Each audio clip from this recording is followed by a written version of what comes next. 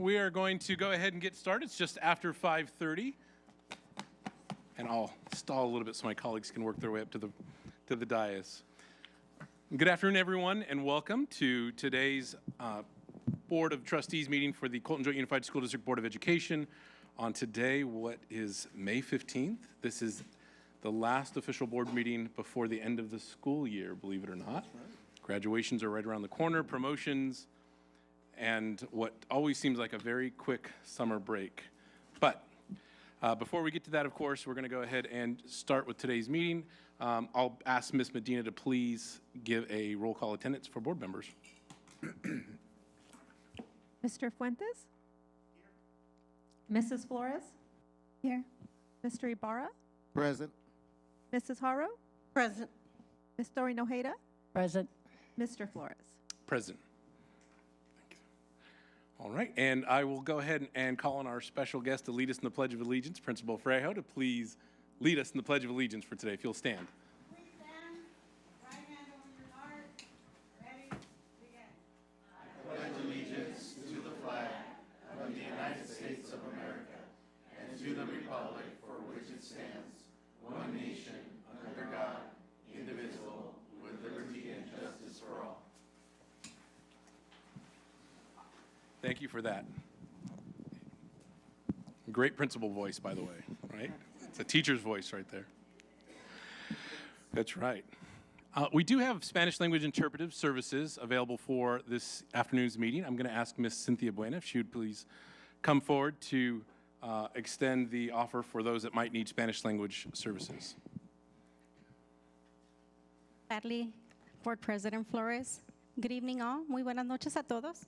Yo soy Cintia Bueno, soy recepcionista y traductora del distrito. Esta noche estaremos ofreciendo servicios de intérprete. Si alguien desea escuchar la reunión completamente en español, puede encontrarme en la mesa trasera a la entrada de este salón, donde podrán adquirir los dispositivos para hacerlo. Muchísimas gracias. Thank you, Mrs. Bueno. Our first item on the agenda for action today is our adoption of the agenda, item 1.3. We do have some recommended amendments for this afternoon's agenda. The first one is amending item 7.47, approval of the tentative agreement between the Association of Colton Educators, also known as ACE, and the Colton Joint Unified School District for the 24-25 school year. This is an update with the attachment, ACE Negotiations Board Update Tentative Agreement 24-25. Also a request to amend item 7.48, approval of the tentative agreement between the California School Employee Association, CSEA, and the Colton Joint Unified School District for the 24-25 school year. This also includes an updated attachment, CSEA Negotiations Board Update Tentative Agreement 24-25. And there's a request to amend our closed session item 12.3. This is our personnel public employee appointment item. Request to add 7 classified coaches. That would include a cross-country assistant coach, co-ed, head JV flag football, co-ed, head varsity soccer girls, head varsity tennis girls, pep squad assistant co-ed, soccer assistant boys, and varsity wrestling assistant boys, and the addition of 9 general volunteers. Dr. Miranda, are there any other recommended amendments to the agenda? Those are all the amendments we have tonight. All right. I'll be looking for a motion then to approve the amendments. Motion. Second. All right. We have a motion from Board Member Haro and a second by Board Member Fuentes. All those in favor say aye. Aye. Any opposed? Any abstentions? Hearing none, it is so ordered. And I apologize, Ms. Medina. I'll make a note that Ms. Sandoval has not joined us yet this evening. So, all right, that moves us right into our school showcase for this afternoon's meeting. We have Bloomington High School, so we're going to close out the year strong with our Bruins. I'll ask Principal Ramon to please introduce us to our student leaders.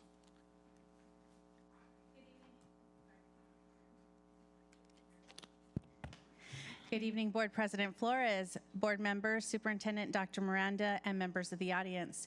It's with great pride and pleasure that I introduce our students today. These are new students to the board, so this is their first time presenting before you. We have Vine Idahan, we have Horatio Basalto, Zoe Sutherland, and Anthony Cordero, who will be sharing about Bloomington High School.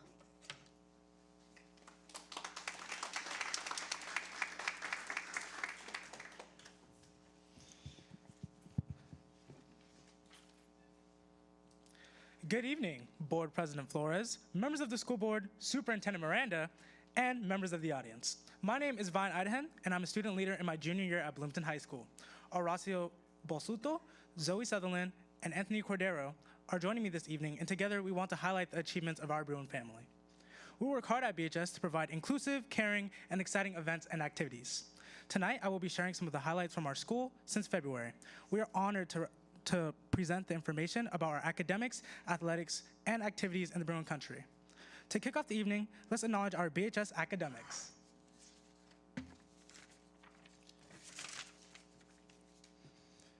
On February 22nd, Bloomington High School's theater class put on a magical production in the Vivian Bish Auditorium called The Festival of the Fairy Tales.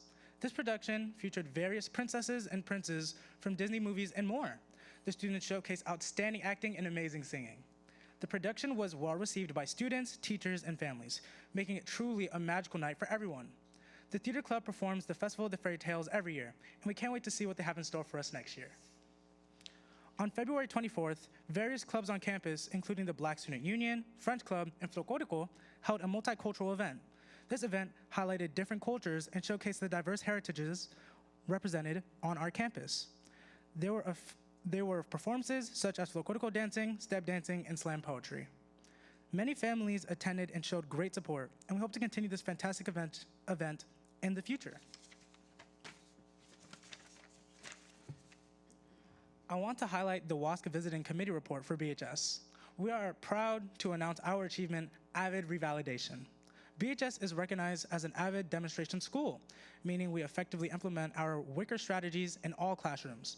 Georgia Eduardo, our new Avid director, emphasized that BHS aims to foster a college-going culture and create replicatable systems for student achievement. Overall, the WASC visit was a great success for BHS. We have also made structural improvements to our campus, including the construction of a new softball field and the addition of various murals around campus. These improvements represent great progress for our school. In March, our BHS choir held a choir festival. The purpose of this festival was to bring choirs from all around California to perform and get scored by 2 official judges. Valerie Aguilar, a member of the BHS choir, mentioned that these scores provide a useful feedback for improvement for the choir and as individuals in the performing arts. We're proud of all of our performing art programs, especially the choir program, and we hope they continue to excel in performances and in competitions. On March 13th, we held our academic awards assembly. Students who met the GPA and attendance requirements were recognized with awards for the honor roll, the principal's honor roll, ACES, Teacher's Choice, Most Improved, and the MVP award.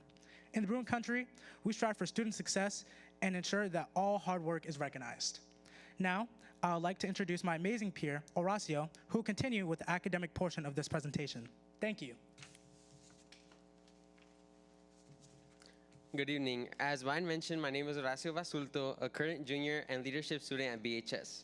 Today, I will finish the second segment of the academic portion of this presentation. On April 25th, the AVID team held a wonderful ceremony for seniors who have been in AVID throughout high school. Seniors received beautiful stoles as a recognition for their hard work throughout the years. Congratulations to all our AVID seniors. From April 21st to the 23rd, the junior class participated in taking the CASP test.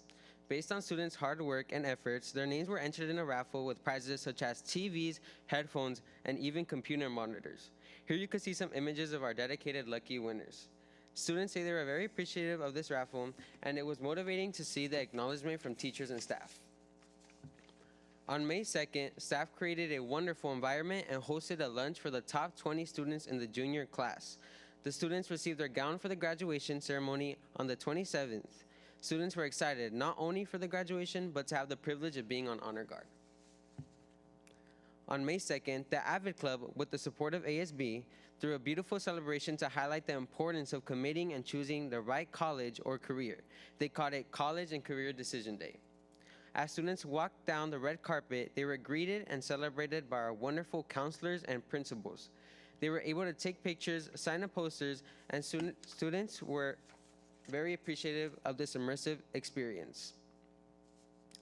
On Wednesday, April 9th, the choir hosted an event at Shakey's called Solo Night. One of our Bruins say, "It was a fun and nerve-wracking experience because I love to sing, but I was scared I wouldn't get the solo." Thankfully, she was one of our lucky students who were able to partake in this lovely event. Last week on May 9th, the choir organized another event called Pop's Concert. The concert was a beautiful showcase of the talent our choir holds. Thank you to our choir for hosting these two amazing events and for demonstrating the talent we hold at BHS. On May 6th, we had the honor to receive San Bernardino County Superior Court Judge Garcia at BHS for our first Law Day. Law Day is an annual day to celebrate the rule of law and cultivate a deeper understanding of the legal system. Judge Garcia presented an assembly about his personal journey to the bench. This was very inspiring for our Bruins, especially those who plan on studying law. A special thank you to Judge Garcia and Mr. K for making this event possible. On May 14th, BHS hosted the Senior Scholarship and Longevity Night. During the ceremony, seniors were recognized for their involvement throughout their high school career. These awards included medals, certificates, stoles, and even scholarships. The total amount awarded to our seniors in scholarships was $24,417. Congratulations to all our senior Bruins who received the awards and the staff for making this event possible. Thank you for listening to the academic portion of this presentation. I hope you all learn more about the academic side of our school. Now I want to introduce you to my classmate Zoe, who will present the athletics portion of this presentation. Thank you. Hello and good evening. As Horacio mentioned, my name is Zoe Sutherland and I am the sophomore class president. Today I will be talking about our athletics program. For our spring sports, we have track and field, softball, baseball, and boys volleyball. First off, boys volleyball has had a great season. The team continues to grow with each coming year. They were third in their league with a 13-12 record throughout the entire season. They made it to CIF the past 2 years, and this year was no different, even making it to the second round. The program continues to gain support from staff and peers, creating a community around the sport. Track and field has had a memorable season. The whole team mentioned that they felt like a big family. Track and field had 20 seniors this year, so they are focused on recruiting more members for upcoming years. Softball has been battling their hearts out this season and giving their all out on the field. They recently ended the season. Everyone supported and loved watching the girls fulfill their passion. Baseball has been working hard and gave their all out on the field this season. We are grateful for the opportunity to support the team and hear the spirited encouragement from the stands. It touches us to see the community come out and also support. On May 6th, we held our annual Staff for Students basketball game after school. Our staff and students played their hearts out. Students ultimately won the game with a score of 57-37. We also recently had our Staff for Student volleyball game this past Monday. Many family members and students showed up and had so much spirit. After 4 exhilarating sets where the scores were very close each round, ultimately the staff members won. Our senior athletes of the year are Genevieve Ashton and Aaron Perez Soto. They participated in multiple sports and are prime examples of a hardworking student athlete. Our spring sports have already held their senior nights. This happens either before or after their game towards the end of the season. This allows for the underclassmen and families to honor the graduates each year. The seniors get to walk out accompanied by an escort of their choice, which is usually their family member and a close friend. Some even choose a staff member that has shown them support throughout their time at BHS. Senior nights are always memorable, but track and field was even more memorable this year since we had 20 seniors in track. It was so exhilarating seeing all the seniors lined up with their family members. Many of the seniors were excited to run for the last time and were grateful for the customized posters and keychains made by ASB. The seniors were so bright and lit up the entire field. For boys volleyball senior night, we celebrated 6 seniors. Each player received a volleyball poster with their name on it, and they also got goodie bags. We hope it was a memorable night for the seniors and hope to continue this tradition. For baseball senior night, many people came out to watch the game and see the seniors get their posters and walk. Softball senior night was held at our local little league known as Kessler Park. It took them back to the roots of where their love for the sport started. It brought back many memories from their childhood, and it was touching to see the seniors relive it. I will now hand the remainder of our speech over to Anthony, who will talk about our activities in Bruin Country. Thank you. Good evening, board members. Like Zoe had mentioned, my name is Anthony Cordero. I'm currently junior class president, and I'm an ASB design captain. Today, I'm here to tell you guys about our fun events that were hosted by Bloomington High School. To begin, we will cover Black History Month with our very own Black Student Union Club. BSU had an eventful month of February with events such as open mic night, movie night, weekly information sessions, and even a guest speaker night, which included NFL Darren Hall. It was a complete touchdown for BSU the entire month of February. As a student body, we hope to see more contributions from them soon. Now, let's advance to the rest of our activities. Following Black History Month, we had our yearly spring rally. The theme was Squid Games Bruin Edition, inspired by the popular Netflix series Squid Games. For the first time, our new dance team performed and it went amazing. Following that, our staff and teachers performed a surprise dance. Our students loved and enjoyed every minute of the performance. Closing the rally, we do our most favorite tradition, which is the class yell. We hope the students enjoyed this event that our student leadership class worked very hard on. Before our students left for spring break, we announced our prom theme with our annual informational prom fashion show. Our juniors worked diligently on this event to make it enjoyable. Student models strutted down the runway with dresses donated by Windsor and tuxes by Friar Tux. A big thank you to both of these companies. We informed students about everything prom related, like the theme Cali Love. Cold Sparks lit up the runway to reveal our theme. This was a perfect way to kick off spring break. Welcoming the students back from spring break, we had our distinguished skating party. It was a night of fun and excitement. Students who didn't know how to skate taught those who don't, creating a sense of community. We look forward to planning our next interactive activity. Continuing the student fun, we had our junior versus senior rally. This rally had not been seen in years, and we hope to bring this tradition back for many years to come. The theme was nostalgia. Both juniors and seniors decorated from our favorite childhood games, shows, and even movies. The rally had many games that both classes participated in, creating an atmosphere of friendly competition and a way to bond with one another. One of the highlights was when the tradition Pass the Torch made a comeback. Seniors passed down their spots in the gym to the juniors. This was a great way to get the juniors excited for their senior year and to give a seniors sentimental moment with their class. Lastly, to get everyone in the prom spirit, we announced our prom court. Following our junior versus senior rally, we held our prom spirit week. Students dressed up in days according to our prom theme. Spirit days included days such as Cali Tourist and California Dreaming.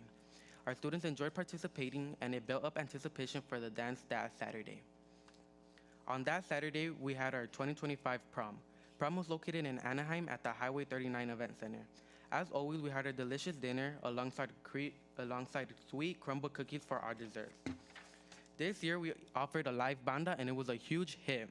For the students that didn't want to dance to banda, we had a DJ playing inside. Offering a banda and DJ gave students options and allowed them to choose what they wanted to dance to. Our junior class worked hard to put this night together, and we hope our students enjoy this night to remember. Soon after, BHS hosted its 4th annual job fair. This event is a great opportunity for our students to get a head start on their careers or obtain a summer job. Local employers were on campus with our real job opportunities, internships, and information on how to apply to their companies. Even military branches were there. This was an awesome chance to network and help our Bruins plan for their future. For the first time ever, student leadership accompanied CTE pathways to Dr. Miranda's final community cabinet of the school year. Each pathway had their own student-ran booth where they would then answer questions and give out information about their respective pathway. Overall, this event was a home run for all participating members, and we hope to be invited again. In commemoration of Cinco de Mayo, we held a week-long lunchtime activities. We had our Bruin Folklorico perform, gave out agua frescas, and candy. At the end of the week, we had a student grupo performance live. This was a great way to show love for the culture. This year, we brought back our spring luau. Many clubs and sports had the opportunity to sell and fundraise. We also had a thrilling performance by a Polynesian group that had an interactive segment in which they taught students traditional Polynesian dances. This event was a huge success, and we can't wait to do it again next year. Thank you for your time. These are our upcoming events, and we hope to see you all there. We now open it up for any questions or comments. Wonderful job. Great job, everybody. I'll go ahead and ask if there are any questions or comments from board members. Yes, please, Board Member Fuentes. I guess.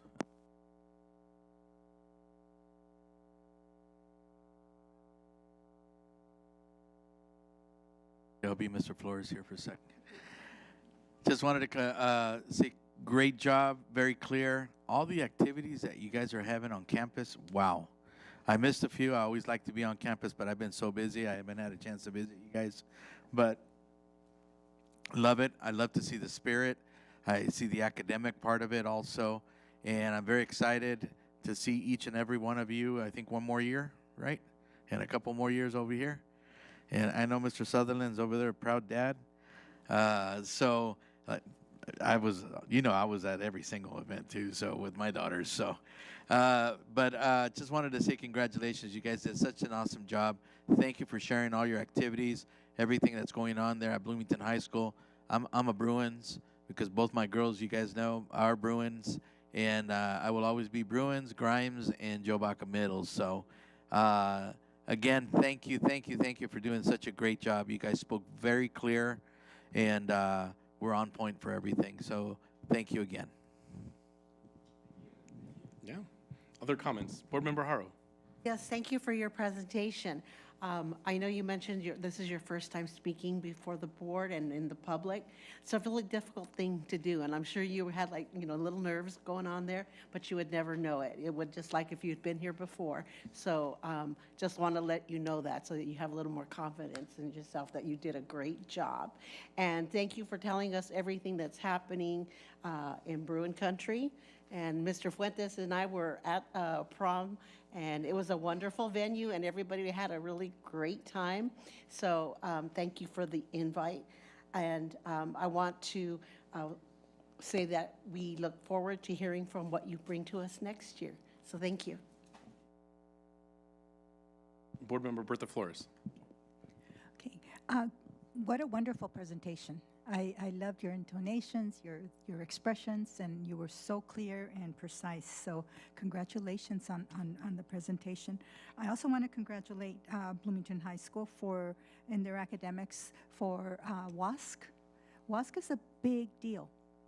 And the Accredited Commission for Schools was visiting at your schools. They spent a lot of time at your school, and they saw firsthand what Bloomington High School is all about, and they have granted you a 6-year accreditation status through June 30th, 2031 with a mid-year visit. So that is amazing. You were showing off your school, and you let them, the committee, know what you're about.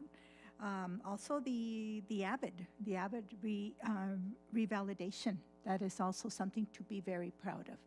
So keep up the good work, and again, you guys were amazing. Okay. All right. Any other comments, thoughts? Not?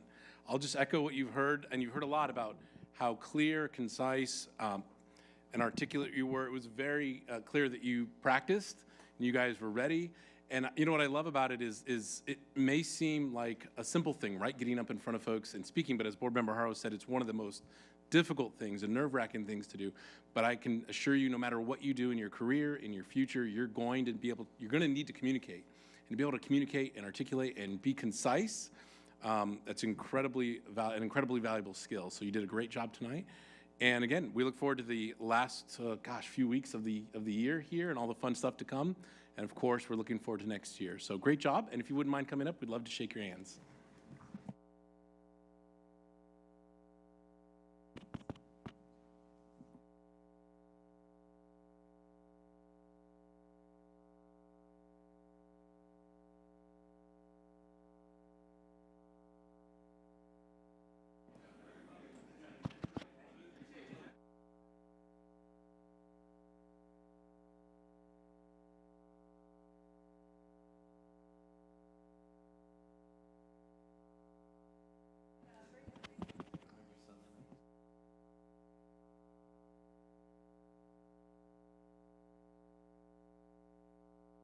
All right, our next item on the agenda is special presentations, and tonight it's item 3.1, which is the board self-evaluation, and this is a readout, if you will, of the special meeting that we had on May 6th, 2025, so just earlier this month.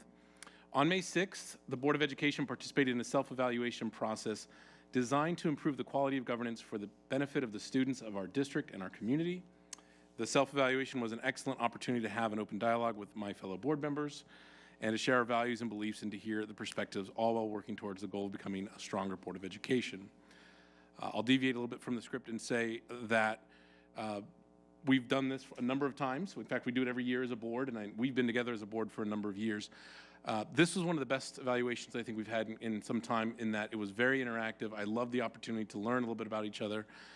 Outside, for some of you know, we obviously, everything we do as far as business gets conducted here in public, and so we don't always have opportunities to talk to each other behind the scenes and connect. This was a chance to actually learn a little bit about each other's backgrounds, tendencies. We took one of the DISC personality test and got to learn a little bit about some of our tendencies as leaders. Probably not too surprising for some of us. I think I'm going to show it to my wife because I think she's going to be, yep, that's exactly you. But it was a great opportunity. So I want to thank the board for taking the time to do that, because it does take time and energy and effort away from other things. And looking forward to continuing to grow as a board and as a leadership team. So I want to thank the board for that opportunity, and of course to update our governance handbook, which is really important. So we'll go ahead and we have that governance handbook that's going to be amended and for the 2025 year. So, all right, and thank you, Ms. Medina, for putting that together. I know you did a lot to help put it together with Mr. Rutherford. So, all right, and thank you, Dr. Miranda, of course, for your support in that as well. All right, we'll go ahead and move on to our public hearing. This is item 4.1. This is the public hearing concerning the public disclosure requirements of AB 1200 for the certificated and classified salary adjustment for the 24-25 year. I'll go ahead and open the public hearing and ask if there are any public comment for this particular hearing. Ms. Medina, I don't have any cards specific to the hearing. Okay, no. Anyone wishing to speak on this specific item? All right, if not, I'll go ahead and close the public hearing on AB 1200. All right, that brings us to public comment. I do have a couple of public comment speakers slips this evening. And just a note, our board policy regarding public comment is posted on the screen. All speakers are welcome to share their comments with the Board of Education regarding items that are on the agenda or not on the agenda, but within the district's purview. I would simply ask that you keep in mind that it is only 3 minutes per speaker. And if appropriate, we will be more than happy to have staff follow up with you. First comment card that I have is Ms. Lisa Villa.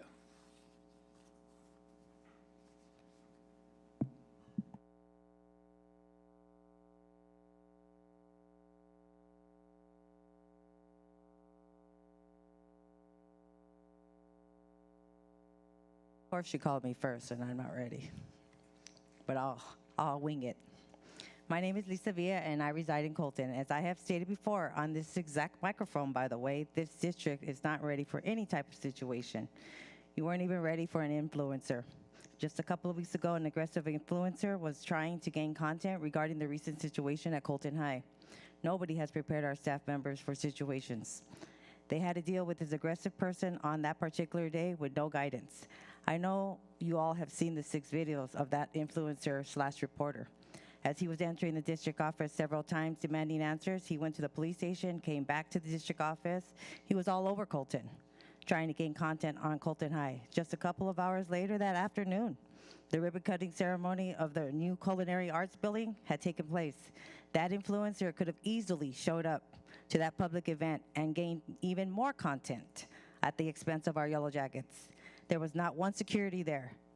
I felt bad for Colton High administration for that, as the influencer could have easily showed up. All the dignitaries were there, the superintendent, assistant superintendents, even the mayor was there. The influencer could have ruined that whole event, and Colton High would have been all over the internet in a negative fashion once again. This district is not ready. Where was the security manager? This is his job. At any given time, there could be an emergency like that. He should be ready. That was a crisis for all involved, mostly the students. They should see security there. Thank God it wasn't a life or death situation, but it is concerning. Does the safety of the staff and the students even matter? God forbid something really bad does happen. We are not ready. There are so many topics that I can talk about that need to be fixed. Reach out to me and let's talk in person. You clearly don't care about the facts that I bring to the table. I'm also concerned about the moves, transfers, demotions you make amongst the staff members. That's not even mentioning the administrators that are voluntarily leaving this district this year. They have seen for themselves that they should get out now because they see that being loyal to you for 30 years doesn't mean anything. You will transfer them just like that. But yet you won't hold people accountable for their wrongdoings if they are your friend.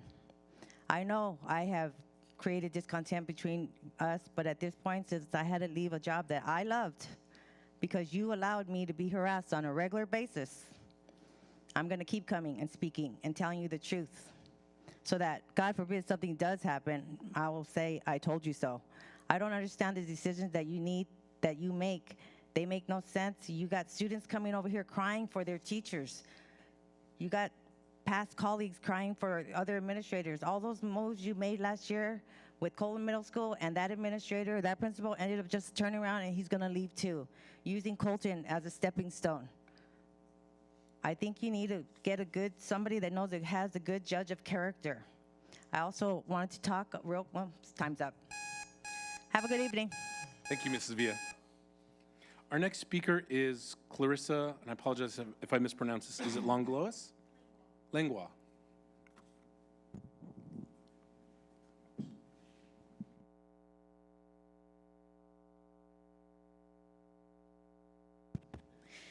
Dear members of the board, I'm writing this letter to appeal against the school board's decision concerning John Langlois, age 7, attending Abraham Lincoln Elementary School in the matter of his interdistrict request denial. John was denied the request to transfer to Alice Burney Elementary School due to behavior and absences.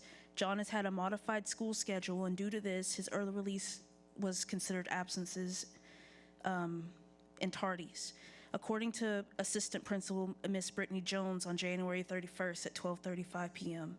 As for behavior, John has been repeatedly denied an IEP at Abraham Lincoln, despite his ADHD, PTSD, and mood dysregulation disorder. The school psychologist, Brian Mendoza, claims that due to John's IQ and academics, he does not qualify for an IEP, and the school can only offer a 504 plan. I would like to request a review of the interdistrict transfer denial, as this will have a dramatic impact on John's future.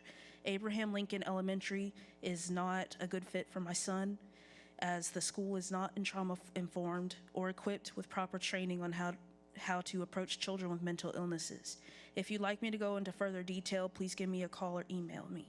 My email is clarissabrown1267@gmail, and my phone number is 840-228-2146. I'd like to receive a date and time and contact information of the person who may look into this matter. I would like this matter resolved before the school year ends if possible.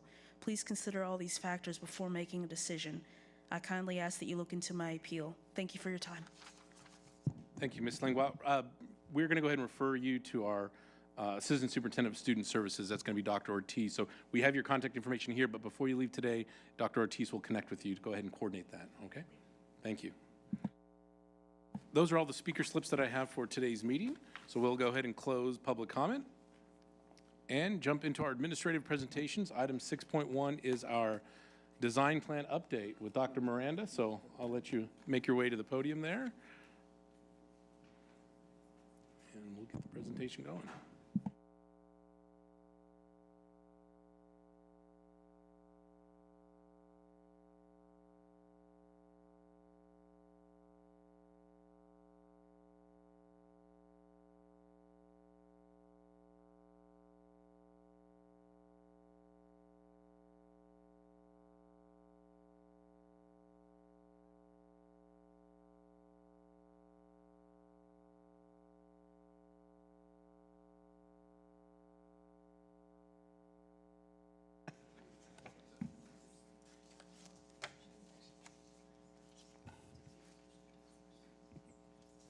All right, so good evening. As you can see, we have a pretty sizable team here this evening to present. We are just so proud and excited to present an update to the school board, the design plan, what we're calling the 24-25 end of the year report. So it gives me great pleasure, Board President Flores, distinguished board members, members of the audience who are here and online, that we provide this update. It is so exciting, honestly thrilling, and honestly, I'm so proud of this team and all the work that's happening. So tonight, you are going to see and hear from a lot of these members of the advisory team and the task force who are going to present, again, like I stated, this end of the year report for the board. And you know, this momentum that we've built in our district over the last several years with this plan, with the vision, the plan, that I know all of you share this excitement and the direction that we're headed in our district, and all the things that we have achieved over the last several years. And not only that, but looking in the future and where we're headed. So we're going to talk about that tonight. And ultimately, it's with a goal of improving academic achievement and those student outcomes. That's why we're here tonight, to talk about that. So with that, here's, I will talk about vision, because I love to talk about vision and where we're headed. And then, again, remind all of you about the design plan pillars that were established, formed, if you will, through a very thorough process way back about almost 6 years ago now, 5.5 years. And, you know, this, I like to say this, we are a teaching and learning institution, organization. That's what we do. So Dr. Peterson is going to focus on that and get into that. And then probably the best part of the presentation is our task force updates.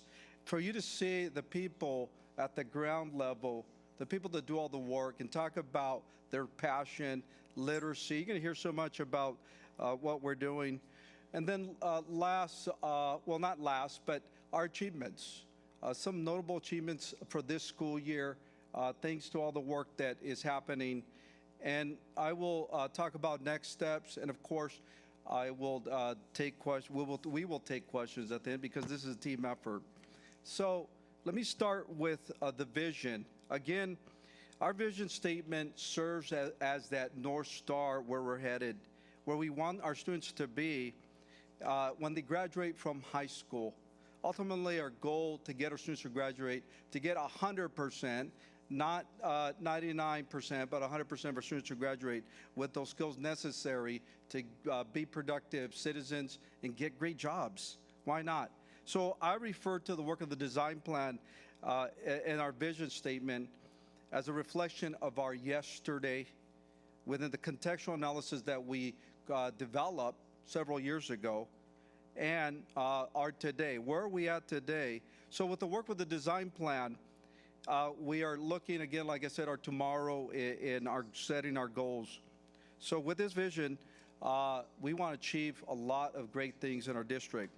So as we continue to move forward with the work with the design plan, we have to really figure out what works out there. We're a continuous improvement organization too. We believe in that process. And so we also want to make this stick in our organization. So we talk about it everywhere we go. So the design plan as we move forward. So our motto, as all of you are aware, and I think the whole organization knows, our motto, and we developed that motto through hard work, was keeping students, is keeping students first, achievement, equity, and wellness. And so we truly believe that this captures the intent of the design plan and the vision in a marketable way. But it doesn't deviate from its intent and expectations. I'll throw in 10, 10, 95, 95, 10% increase in reading scores or CAF scores, 10% increase in mathematics and ELA, 95% attendance rate, 95% graduation rates. So those continue to be the goals. Our design plan has 3 pillars. You see them there: professional learning, equity, and professionalism. This is really the foundation of the design plan, and these are the pillars of improvement that we call. They're built on the standards that represent the roadmap of the plan for improvement. I keep saying improvement because it's this idea of continuous improvement, sort of a scientific method and a process. And these pillars have been the starting point of the task force and have created and what drives the changes in our organization to continually improve, and what you're seeing out there's a lot of the changes. We've been focusing quite a bit on professionalism over this year in 24-25. The executive leadership team, which is made up of directors myself, Executive Cabinet. Well, we've really worked to implement or begin the implementation of the professionalism pillar of the design plan. And so this pillar encompasses the traits of, which are important when it comes to professionalism, of trust, respect, and accountability. Building high expectations for ourselves and our employees to ensure that our students and our communities' needs are met. You know, we serve a diverse community, various communities. It's not just Colton, it's not just Grand Terrace, Fontana, Bloomington, Rialto. We have schools in San Bernardino, Riverside County, Loma Linda. So the diversity, there's a diverse set of demographics that we serve. So that's why equity is so important.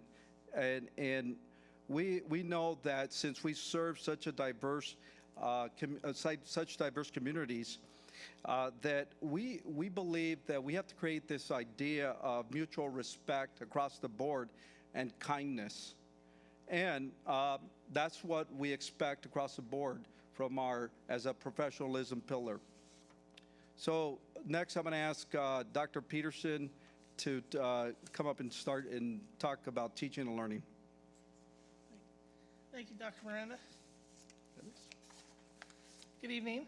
And so as we take a look at our system design, the goal is to make sure everything's in alignment. And so this slide kind of takes a look at that. Our LCAP, our site SIPSAs are all aligned to our design plan, and this allows us to support the work that's being done and also any new initiatives or requirements that come about. We use this lens to make sure we fit within the context of the design plan. So as we focus on our subgroups, as you see in differentiated assistance, we use that lens on what we provide in the LCAP and the design plan for those improvements. And so likewise, the professional learning surrounding the DOJ settlement, we could actually cross that out now and put probably professional learning there. It's aligned to support the needs of our English learners, our dual identified and GATE students, and all with the focus on making sure that things are headed in the same direction and that we improve student achievement. And so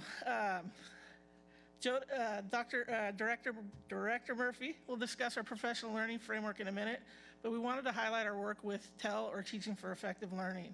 So TEL supports our teachers and administrators' use of practitioner inquiries and action learning plans, where you identify a problem and use a research-based approach as an inquiry process to come up with solutions. And so one example of this is the work we're doing in the Executive Cabinet. Our TEL project is on the graduation rate. And so as we began to look into the factors affecting our graduation rate, our once small project has now kind of snowballed into several short-term and long-term goals and actions. And so we're trying to develop, with the goal being to develop and document systems for improvement, and so that we are consistent across the district in how we serve at each site, no matter where you're at.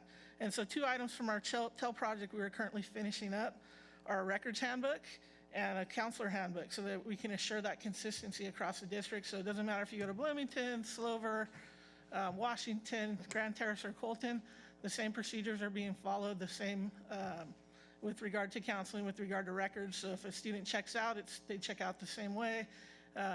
How we go about finding students that possibly drop out, all of that information is detailed in these handbooks. And so this provides a system so that it doesn't rely on one person. If someone leaves, the person in charge leaves, there's still a handbook that delineates what's available. And so that's the start of our project. We're looking forward to talking to you about how we plan to continue in the future, and we're hoping we see some results in our graduation rate and improvement this year. And so now we're going to jump into our task force updates. And our first update starts with Director Murphy and our professional learning framework. Our professional learning group started about 3 years ago when representatives from different school sites met together, and what we did is we created the professional learning framework.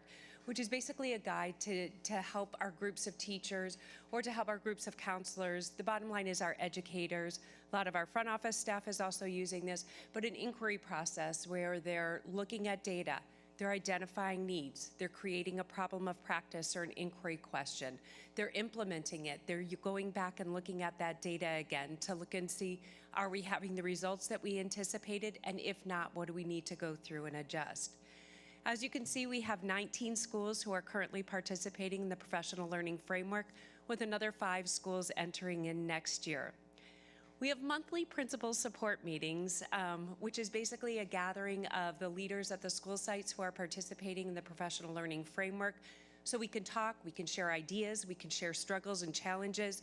And the bottom line is what we do is we support each other and push each other to grow and develop with this. And we've created basically a network of support. And from that, one of the supports that was identified as a need is that we needed to have different people who are facilitating and helping out at the school sites. So from that, we have TOAs and CPSs who volunteered to join as the facilitators in training. They were also trained in TEL that Dr. Peterson was talking about, as well as how to coach and advise and push people and help navigate people through the challenges of the inquiry process, because it inevitably comes up. Then what we also do is probably my favorite is our biannual professional learning group advisory meetings. And that's when our original group all comes back together again twice a year. And they're not all at professional learning framework schools, but they get to see the professional learning framework that they developed. And then from that, they get to hear what's happening at the different school sites and hear the school sites' successes and challenges that are going on. But what it's also turned into is a time for them to give us feedback and for them to share ideas and swap ideas with each other. So we've been able to continue to grow and develop this. And I know that Dr. Peterson already talked about the district-wide Teaching for Effective Learning that's going on, but I continue to highlight the fact that our original group really felt that it was important for district office to understand the work. And so when they see and hear that their superintendent, when their directors are also involved in the work and can speak to the work and who could explain like, oh, you know what, that share out, that's not a big deal. This is what I did at it. I've watched teachers kind of stand back and really settle down. So I think it's just a beautiful way for us to be modeling that process.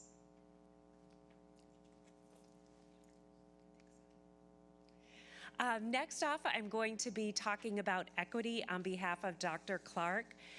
The Equity Task Force works to uphold CJUSD's equity vision by removing barriers to student success, promoting inclusive and safe environments, fostering community engagement, and addressing cultural biases to ensure all students and staff feel safe in our district. What we are going to do is to talk about some of the different pillars, one of them being data, where what we're doing is really looking at what's going on with data in our district and creating that 3-year plan and understanding how to utilize data so we can be closing those achievement gaps. One of the other areas to highlight from our equity task force is voices and the importance of listening to different voices in our district. And I don't know if you've already heard how we've had different groups in our district go through and interview our multilingual students, interview our African American students, and are now currently interviewing our students with disabilities so we can understand what's going on with our students, so we can go back and we can share that information with the staff, and so staff can go and see like, okay, what do we need to be really doing to be improving what's going on for our students. And Dr. Clark has already gone through all of the schools and districts or different departments and shared that. One of the other things that they're doing is really focusing on clear pathways, focusing on AI and AI tools, and then talking also about Slover and how Slover is really using that to manage cell phone use on campus and then prepare their student portfolios so we can make sure that all of our students have different advantages. What we also have going on is our cultural proficiency, responsiveness, and inclusion that we're really focusing on this summer at our Summer Institute, where we're making sure that we're arming our teachers with different strategies so that they can make sure that they have a needs-responsive classroom. And also what we're doing is focusing on those safe spaces and the feedback that we're doing, where the task force has just completed their final LGBTQIA 2S Plus allyship plan, and what they're working on is presenting that to executive cabinet, and then if passed, then what we're looking to do is to increase safety and a sense of belonging for everyone in our district. So in response to our African American student voice in interviews, and what Dr. Clark has also done is gone around to schools and really addressed with the students about the N-word and what the N-word means, and talking with the students about this to really have an impact on our students as to the words that they use and how they can impact other people. She's already done that with the different schools, and what she's doing is working on and developing that also for the 25-26 year. With the use of equity multiplier monies, what she's also done is in response to what our African American students and families were saying, is really increase the quality of the of Black History Month, and making sure that we're putting together like quality activities so that our students are seeing the representation, because that's exactly what they need and they want. So next up, I'm going to introduce Eliza Day for the Special Education Task Force.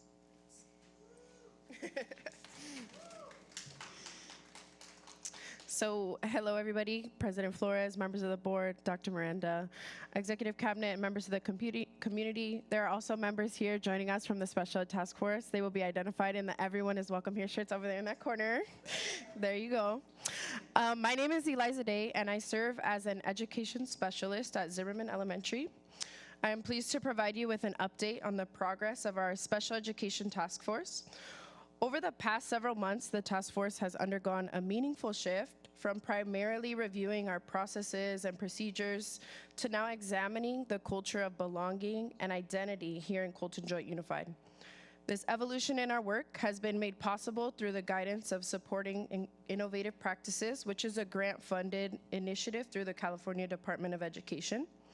The task force met on February 4th and April 2nd, and it was led by the SIP directors Kevin Schaefer, Carmen Hopkins, and Dr. Jessica Morquez Nunez. So during these sessions, the task force explored the concept of rightful presence, which is the belief that every student belongs because everyone has value and a place in our schools. This thinking moves beyond traditional inclusion efforts, which often reinforce a permissive model of inclusion, and more towards an equitable and transformative model of educational access. So we're moving away from the model where students are permitted to be there to a model where students belong here. Students should not have to ask for what already belongs to them. In addition to our task force, we took a deeper look at allyship and ableism. We examined how ableist mindsets impact students with disabilities. So the team explored strategies to become more effective allies for all students. One of the most impactful outcomes of this work was the creation of our set of shared cultural beliefs for inclusion aligned with CJUSD's design plan and equity pillar. The task force gathered input through a district-wide staff survey on their beliefs on inclusion. We grouped the responses into 5 broad themes. We redefined them into 3 core cultural beliefs. And then we created 2 to 3 concise phrases to help us represent each belief. The first core belief is equity first.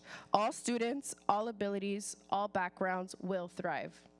The second cultural belief is all belong at CJUSD. We intentionally create environments that support diversity and access for all. And then everybody, every day, continuous learning to strengthen collaboration and inclusion. Moving forward, a smaller work group from the task force will begin developing a district-wide logic model or framework for inclusive practices grounded in these 3 cultural beliefs. Additionally, the task force has expressed interest in changing its name to better reflect our focus on belonging, identity, and inclusive practices for all students, not just those students receiving special education. As educators, we strive to provide our students not only the best education possible, but we should aim to make students want to come to school every day. Think about the impact of a child saying, "I did it, teacher," or "Wow, it's time for lunch already." So as we continue to create educational access in a more inclusive and equitable environment for every student here in Colton Joint Unified, we're grateful for your ongoing support and shared commitment to this important work. And I have the pleasure of introducing Ellie Carley. Good evening. My name is Ellie Carley. I am a sixth grade teacher at Michael DRC Elementary and also representing the Early Literacy Task Force. So currently we are focused on providing Tier 1 support to our elementary teachers in the classroom regarding literacy, as well as improving intervention practices and working on aligning our curriculum with the science of reading in the classroom. This year we have piloted the position of literacy TOAs in 3 schools, and I am lucky to be out one of them. And additional literacy TOAs were able to take positions at our schools that received the literacy grant last year. The literacy TOAs have shared out this year how it's going, the wins they've made, and the trends in data. We are seeing many improvements at those sites with effective Tier 1 instruction and support, which in turn is showing positive growth in our DIBELS and iReady reading data. Intervention practices are becoming more streamlined with what I need or win times, where students are being pulled and supported with Tier 2 instruction to assist in moving them into Tier 1 status by utilizing resources with science of reading based practices. The team has also heard presentations from McGraw-Hill and Amplify to show alignment of current curriculum and assessments to support the science of reading teaching in the classroom in connections with letters practices. Recently, we have reviewed the reading difficulty screener that will be presented to the board for adoption, I believe in June. This is in accordance with the new compliance requirement for Education Code 53008. Our recommendation is that M-Class DIBELS 8th edition, which we are currently using, and M-Class Lectura be used as our screener. We are also consistently working on our Google site to update and improve research, resources, and support for all elementary teachers in our district on the 5 pillars of literacy as we support our district vision that in the Colton Joint Unified School District, we are committed to ensuring every student becomes a proficient reader by 3rd grade and a literate or biliterate graduate. Thank you. And I am going to turn it over to Lauren Tyler for Ethnic Studies.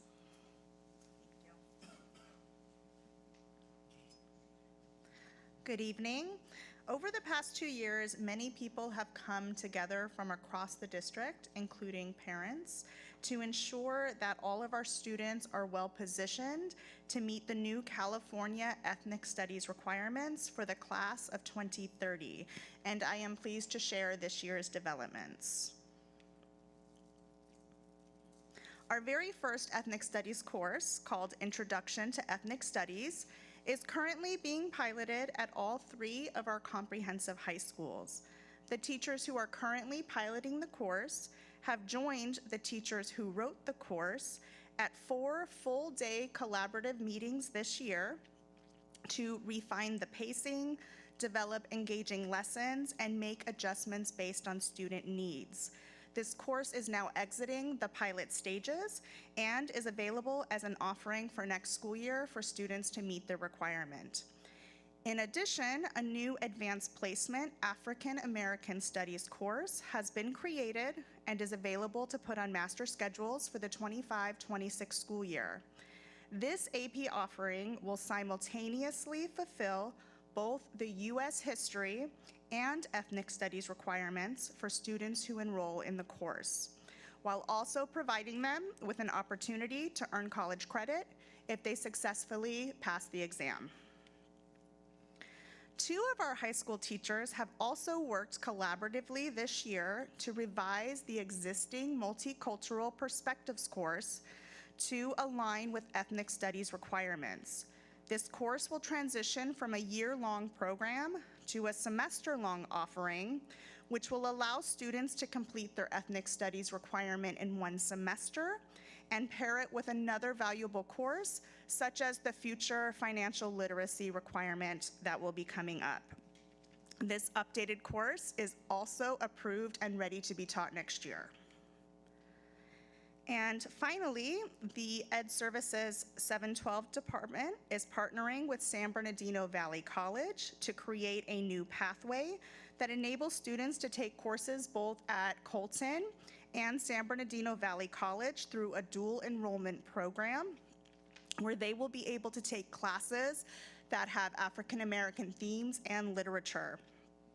And through the program, they can complete the requirement. The planning work is already underway and will continue into next year with implementation in 26-27. Thank you to everyone who has contributed to this important work. So many have come together to create these multiple opportunities for students to complete their requirement, and we're excited to see how this unfolds next school year. And now I have the opportunity to introduce Miriam Borja for dual immersion.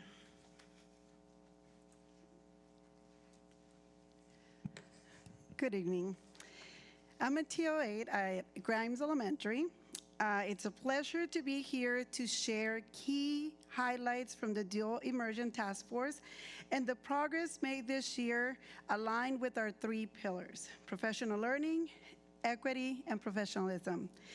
Since the start of the school year, the DI Task Force has been meeting every other month to foster clarity and provide support to all dual sites. Most recently, on April 17, we partnered with CAVE to review and enhance our master plan, now officially named Dual Immersion Guidebook. This user-friendly guide helps families navigate everything from enrollment to program expectations. To make the guidebook even more accessible, we've also developed a dedicated chatbot that provides answers to common questions. In addition, we offer informational meetings throughout the year for families interested in enrolling their students in the dual program, ensuring they have multiple ways to access support and guidance. Another growth area has been our recognition pathway, which has been revised to define milestones and streamline the celebration of students' accomplishments. Our regular DI check-in meetings have kept us closely connected to each site, helping stay responsive to challenges and celebrations as they arise. Professional learning. This year, we continue to invest in meaningful professional development through ongoing collaboration with CAVE. On January 11th, LSS hosted a dual immersion summit, offering our dual immersion teachers an opportunity to deepen their expertise and grow their craft. The summit focused on equipping educators with effective strategies to promote academic excellence in both languages, while also providing practical tools to boost engagement, build biliteracy, and strengthen lessons rigor through culturally responsive teaching. Equity. I don't know, Mom, there's a video. Let me see. Oh my goodness. I'm going backwards, sorry. Can we go back to, there's a video, I thought it was gonna go on automatically. Can we press it? No. Oh, no? Not tonight. No? I think you have to. Oh. Sorry. I was actually gonna show you like pictures of every school and highlights. So that was kind of part of our presentation, but I'll go ahead and do it without it. I think this is the best part because you want to see the schools, the kids, and whatever's going on in all our different schools. Let's see. Oh, there it is. There you go. Equity. At the heart of our dual immersion program is a deep commitment to celebrating all cultures. This year, our schools have embraced traditions from across the globe, enriching students' learning with meaningful cultural connections.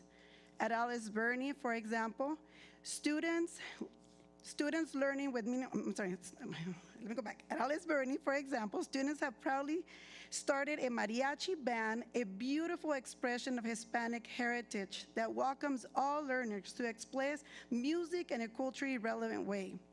As part of their Hispanic Heritage Month celebration, the school hosted a vibrant Loteria Day, Mexican bingo, bringing students and staff together in a joyful cultural experience. In addition, teachers and students participated in a special Pan Dulce activity. The event began with the read aloud of a book about Pan Dulce, followed by an opportunity for everyone to enjoy traditional sweet bread while learning about its cultural significance. This thoughtful activity fostered a deeper appreciation for culture by blending literature, food, and tradition. Events like this cultivate joyful, inclusive experiences that celebrate the rich diversity within our schools. Our dual schools have honored cultural traditions through classroom projects and celebrations like Mexican Independence Day, Dia de los Muertos, Chinese New Year, Cinco de Mayo, and Heritage Day celebration. Grimes Elementary hosts a beloved annual event called Cultures Around the World Family Night, which continues bringing families together to celebrate diversity. Students earn passport stamps during the event as they explored classroom exhibits representing different countries, each thoughtfully designed by students and teachers.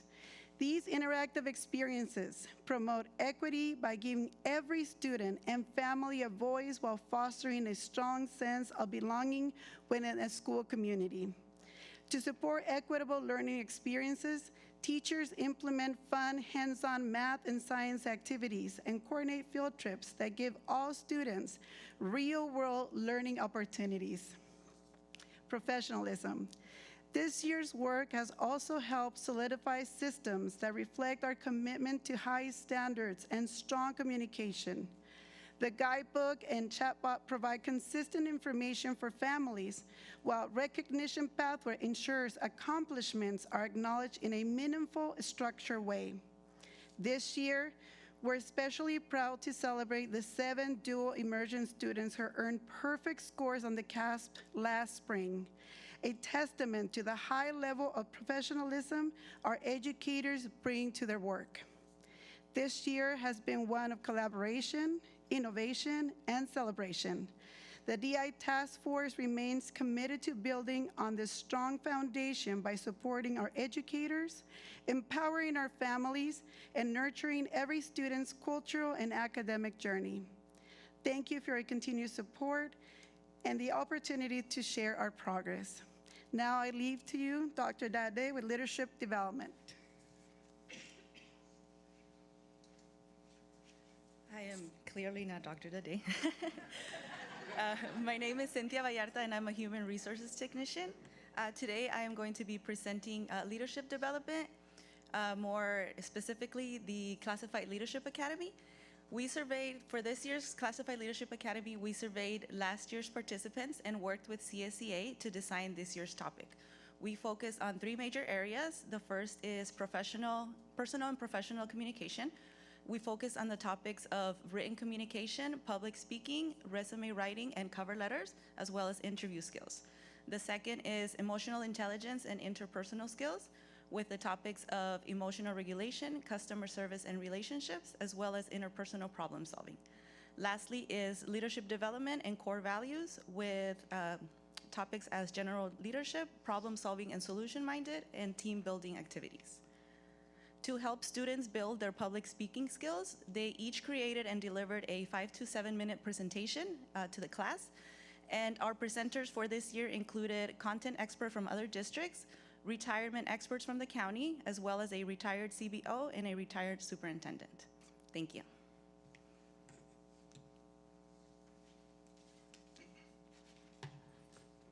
Good evening. My name is Ebony Irvin, Assistant Principal at Bloomington High School, and I'm here to speak on behalf of AP Academy. This year, the assistant principals have been deeply focused on strengthening our capacity as instructional leaders. A major part of this work has been refining how we support teachers through the evaluation and walkthrough process. Under the leadership of Dr. Dade and Dr. Cervantes, we've made it a priority to work to ensure that the feedback we provide is not only timely and aligned to our instructional goals, but also actionable feedback that teachers can truly use to grow in their practice. Throughout the year, we've built in intentional moments to reflect on our own leadership, evaluate where we are, how we show up for teachers through the evaluation and walkthrough process, and how we can continue to grow as instructional leaders. Because at the end of the day, our goal is not compliance, it is impact through meaningful support for our teachers that ultimately drives continued growth in student outcomes. At this time, I'd like to turn it back over to Dr. Miranda for closing remarks.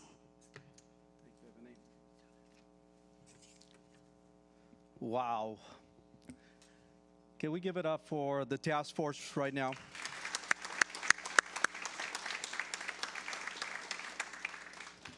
All that work that they've put in, the amazing work, the commitment, has resulted in many notable and positive accomplishments and successes.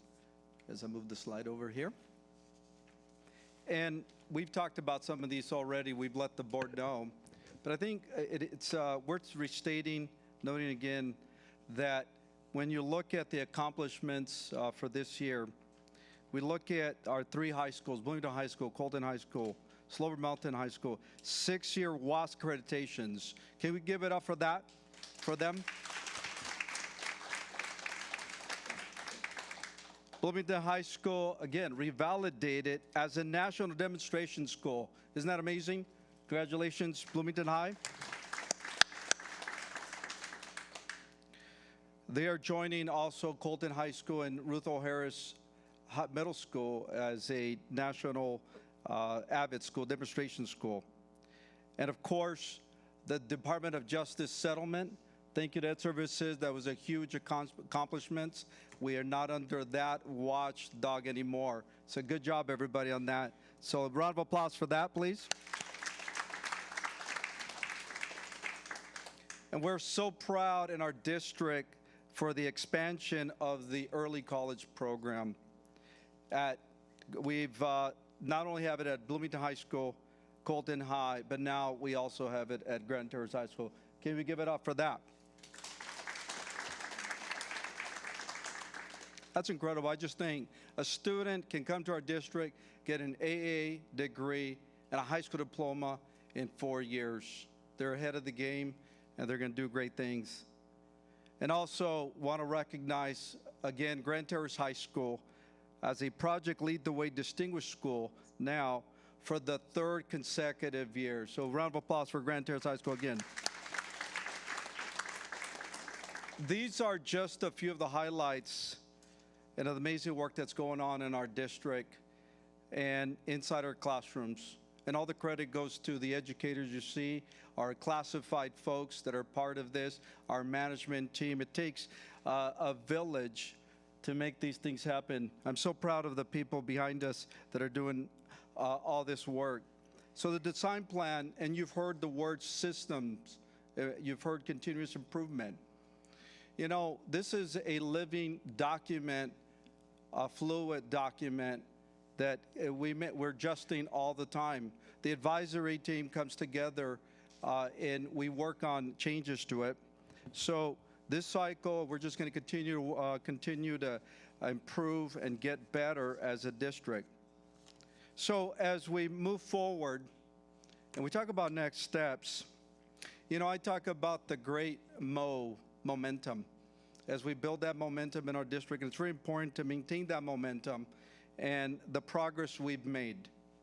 We need to be clear about the expectations and the work, and we have to market our successes and our accomplishments so we can continue to motivate, inspire our people out there.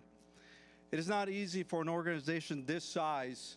We serve about 20,000 students. That includes preschool, Head Start, all the way to adult school, up to 26-year-olds.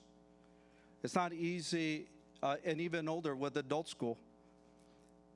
And it's not a time to get comfortable either, to maintain that momentum or to get complacent. You know, we said when we started this work in 2019, December of 2019 at Joe Baca Middle School, and I remember I was there, and we said average is over. We want to get better as a district. We want to be known as the district that everybody wants to come to, that people want to come to our district. They want to put our kids in our schools. So we must not waver in our dedication to upholding these values and the work that we're doing. So this plan that you see is not a plan you put on a shelf and that's it, we're done, as you can see. It's continuous, it's embedded in our DNA as a district, and we'll continue to work and adapt and change it. And we'll continue to update the board on that.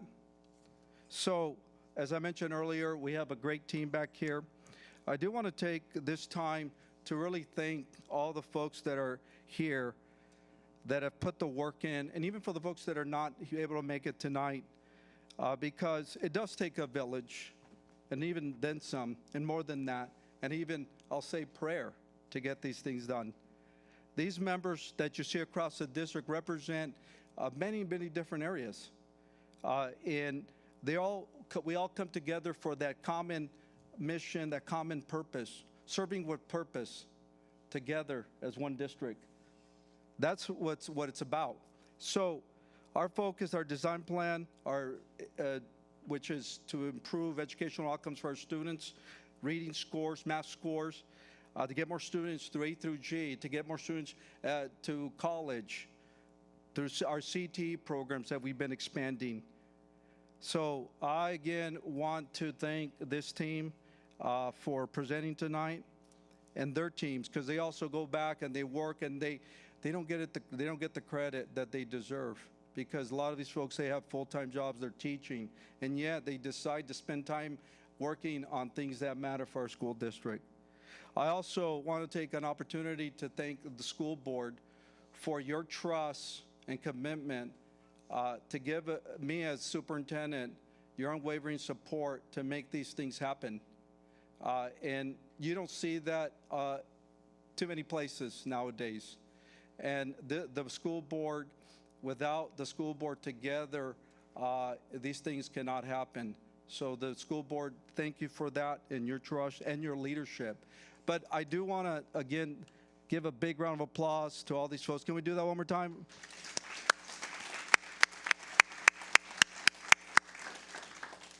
And with that, we are done. We will be happy. We will be happy to take questions or comments from the board. Thank you, Board President. Thank you, Dr. Miranda, and thank you, team, for an incredible presentation. Exciting, lots to unpack. I'm sure there's questions and comments, so we'll jump right into that. Board members that have questions and comments.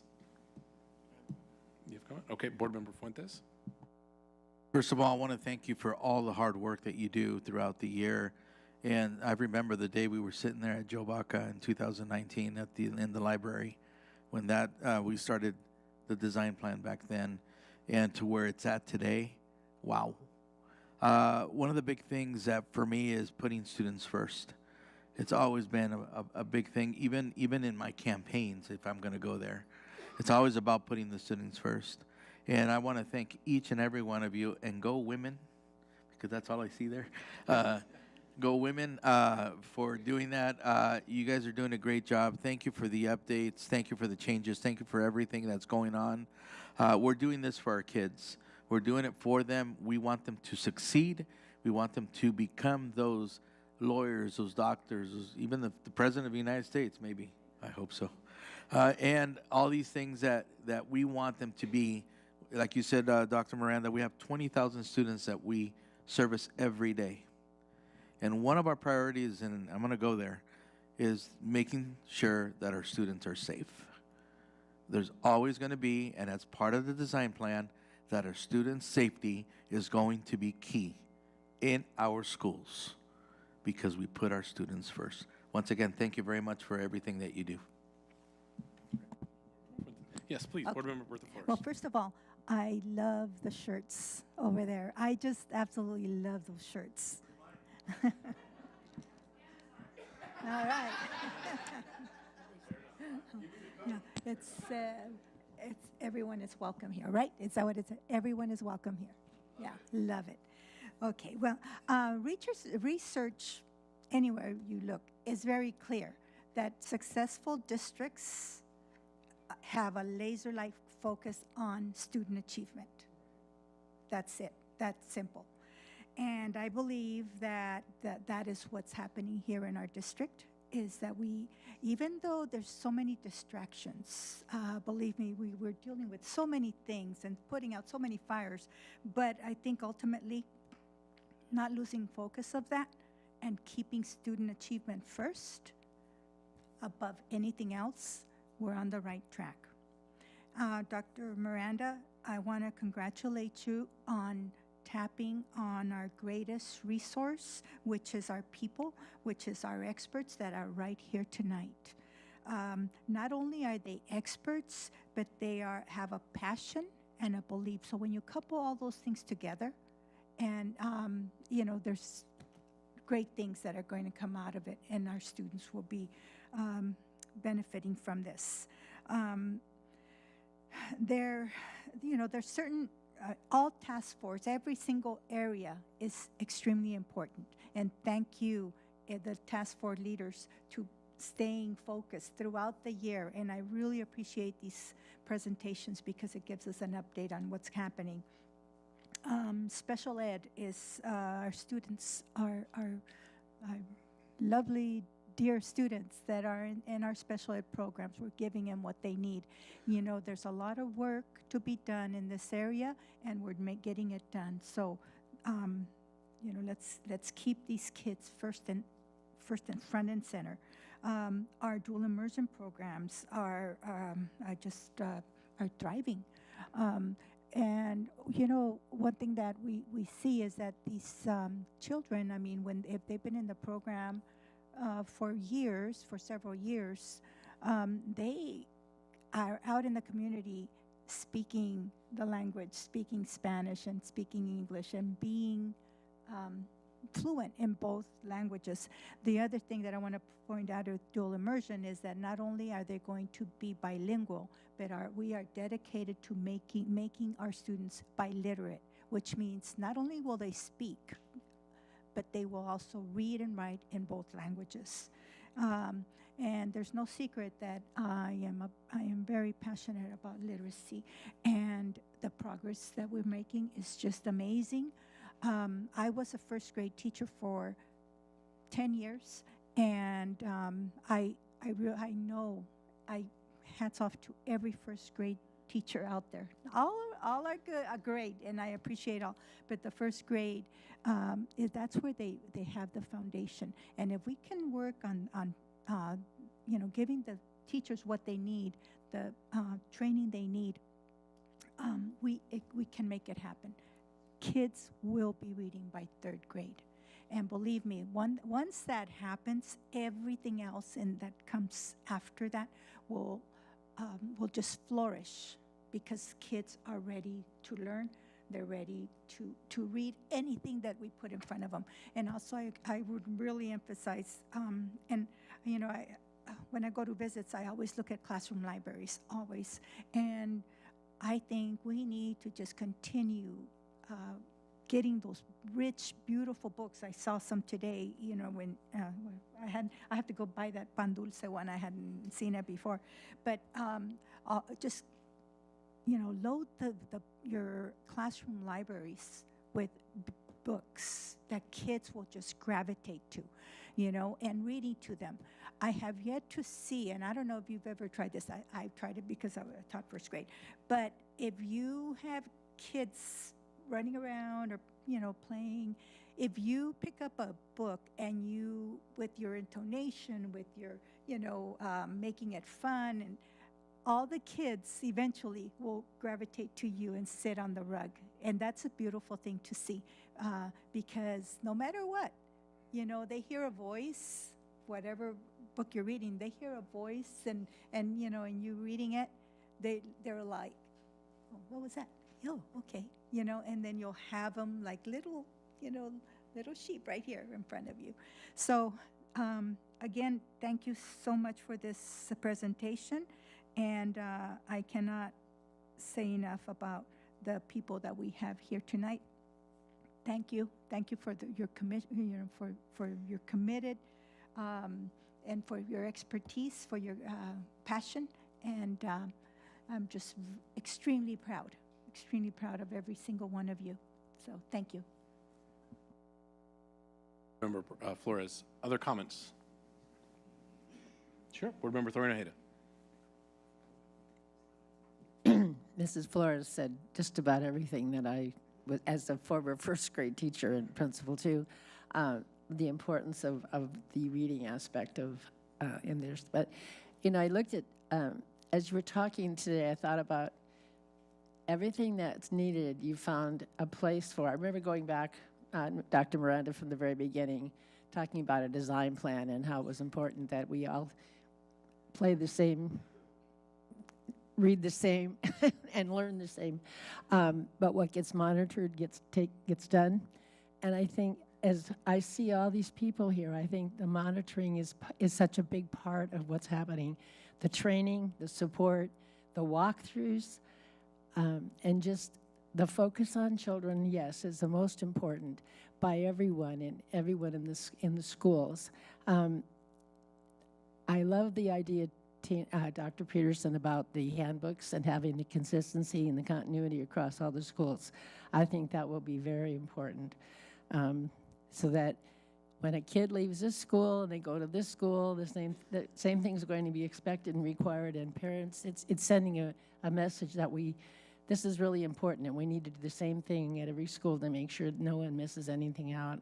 Yet we have the individualized, the understanding and supporting children no matter where they're from, and meeting them where they are, the focus on that child, from pre-K or preschool all the way up through adult school. I believe this is the best thing that I've seen happen. And I know it took a great deal of work, and I applaud you for that, because I know it's hard enough to be a teacher each and every day in a classroom and then to take on additional responsibilities.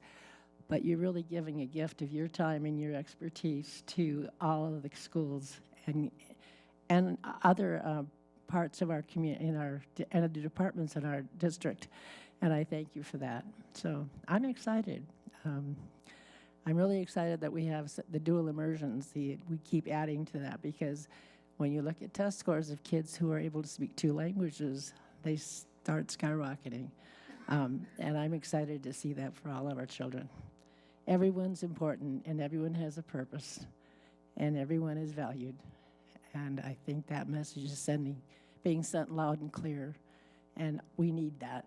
This whole district, our world needs that. But it starts here in the family of Colton. So thank you so much for all you've done.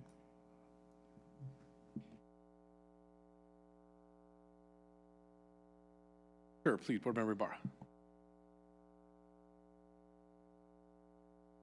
First of all, I want to just thank each and every one of you for an excellent report. It's great to hear what you have to say and what you have accomplished over the school year, because at least it kind of drives us to have ideas when we talk with our superintendent of what's happening throughout the school district. That's number one. Developing a new culture here at Cone Joint Unified School District, utmostly important. And you're the ones who are doing it. You're the professionals who are out there planning, leading, role modeling for every other instructor, student, employee here at the district. And that's big. For us, it's big, because we want a culture and we want to embrace education for all our students. And that's where we're headed, and that's the direction that you're going to take us. I always feel that it's important to have the right people at the right place, and it's important to know that your professionalism and your expertise and your specialities in your individual fields and knowledge, we can't get it anywhere. But we have it here at Cone Joint Unified School District and I think eventually we will be the envy of every district around us. I could see that happening. But most important, I think that our students are going to benefit, and that's what it's all about. I agree with all my colleagues. Our students are going to benefit by all the different diverse programs, the equity that we provide them, and the opportunities that fits within their individual wheelhouse that allows them to be successful. Because we know that students need to feel that they're successful. And once you tap into that success, you have them. They're going to want to be successful on a regular basis. And this is what this is about. So I just really quickly just want to say thank you to each and every one of you. I know you put extra work, hard work, but that's the passion, the dedication that I see each and every one of you, and those who are not standing up there, like Christina, that you have for the children, the students of our district. And once again, I thank you. Thank you, Dan. Board Member Haro, Yes. please. My colleagues have already said quite a bit, so, and that's what happens when you go last. But I just want to say thank you again, as my colleagues have already said. Each of you spoke on something that was very personal to you. From the special ed point of view, or and all of the different points of view that you deal with on a daily basis. And we heard from the best. We heard from those of you who are in the trenches every day and who are living this. So I just want to say thank you, because you are bringing us information, much needed information, for us to have to make decisions that are going to help this vision come to life. And so I want to say thank you for that, because, we don't know everything that you know. You, as I said, you are the experts. And so I just wanted to say thank you for that. And thank you for the time you've put into this, because this isn't something that just happens. And as my colleagues have said, you're doing your regular job during the day, and then you're doing this on top of it. So this is truly a blessing to the students that you serve and will serve in the future, and we're very grateful. So thank you. Thank you. Well said. A lot has been said, but I am going to say more. Because I'll be honest, I find this emotionally moving. There's no question we're here for student success and academic achievement, and that is always a goal, but it is not the only goal. And had we had a presentation like this 30 years ago, we would focus solely on things like grades and standardized test scores, the proverbial ABCs and 1, 2, 3s, right? That's what schooling was. You either can do the work or you couldn't. And if you could, you were smart. And if you couldn't, well, then you just must not be smart. Well, here we are today. We know that for kids to be successful, for our students to be successful, it's far more than just the ABCs and 1, 2, 3s. And the vast majority of this presentation talked a lot about equity, about inclusion, about understanding the value of feeling like you belong. And there is no question that that is exactly what our children need, our students need, and our staff, and all of you that work in the district. The data that is out there about mental health in young people is alarming. The CDC reported this is 2023, so this is 2-year-old data, but 4 out of 10 students had persistent feelings of sadness or hopelessness. 20% of students, so 2 out of 10, had seriously considered attempting suicide, and nearly 1 out of 10 had attempted suicide. This is a national statistic from CDC. And as we know, when we look at female students, we look at BIPOC students, LGBTQIA2+ students, those numbers go up exponentially. These are the facts. This is not made up. These are the facts. We are losing our children, and it is getting harder every day. I never thought I'd have a conversation with my pediatrician about my own children's levels of anxiety, but we're having those conversations. Everything we're doing is absolutely right. I believe that. And we are on the verge of doing something that I consider courageous, because right now the political environment is such that there are people and places and movements that want to pull in the exact opposite direction. Federally speaking, we have a Secretary of Education and Administration that wants to abolish the Department of Education, that wants to not just pull funding back, but punish LEAs, colleges, and universities that invest time, money, and resources into anything related to diversity, equity, and inclusion. This is already happening. We're seeing funding being pulled for colleges and universities, and we've all been threatened with the letters that have gone out here at the local level. At some point, and I hope we continue down this journey, but I think as a board we need to be aware at some point there will be pushback. that we may hear folks reach out to us and say, these aren't the things you should be talking about or focusing on. Students shouldn't be exposed to these things, and you should stick to the ABCs and the 1, 2, 3s. And I hope the response to them is exactly what we said tonight, that we are going to do everything we can to support all of our students at all costs, because every student matters, not just my own. And it is easy to fight for my own kids. It's easy to fight for the people that I relate to, connect to, that are part of my community, that share my story, my history, my culture, my language. Yeah, that's relatively easy. I mean, that's what we see right now, tribalism. What's hard is to understand that there are people and communities and students who are not just like us, but they are equally valuable. They bring with them an incredible array of skills and knowledge and talents. I especially like the focus on special education, and we have starting to change and turn the corner where we're not talking about disabilities, we are talking about special abilities. These kids are superheroes. They do amazing things, they have amazing abilities. But the real work begins when we start to implement, and we will, in my estimation, get pushback. And I hope that we as a board will stand strong, and we're happy, and we will listen. That podium, and everybody gets 3 minutes to share your thoughts and opinions. You're welcome to it.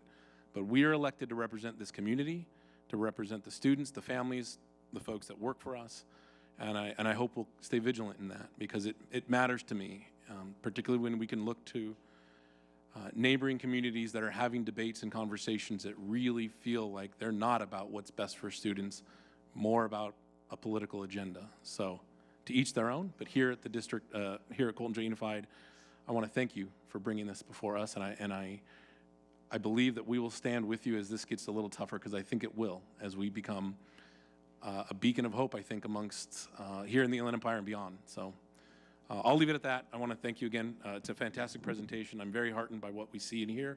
I look forward to bringing more of those items before us to adopt and to make value statements about protecting our kids and being a place where everyone is welcomed, not just because we have to, but because we believe it and we want them here. So thank you.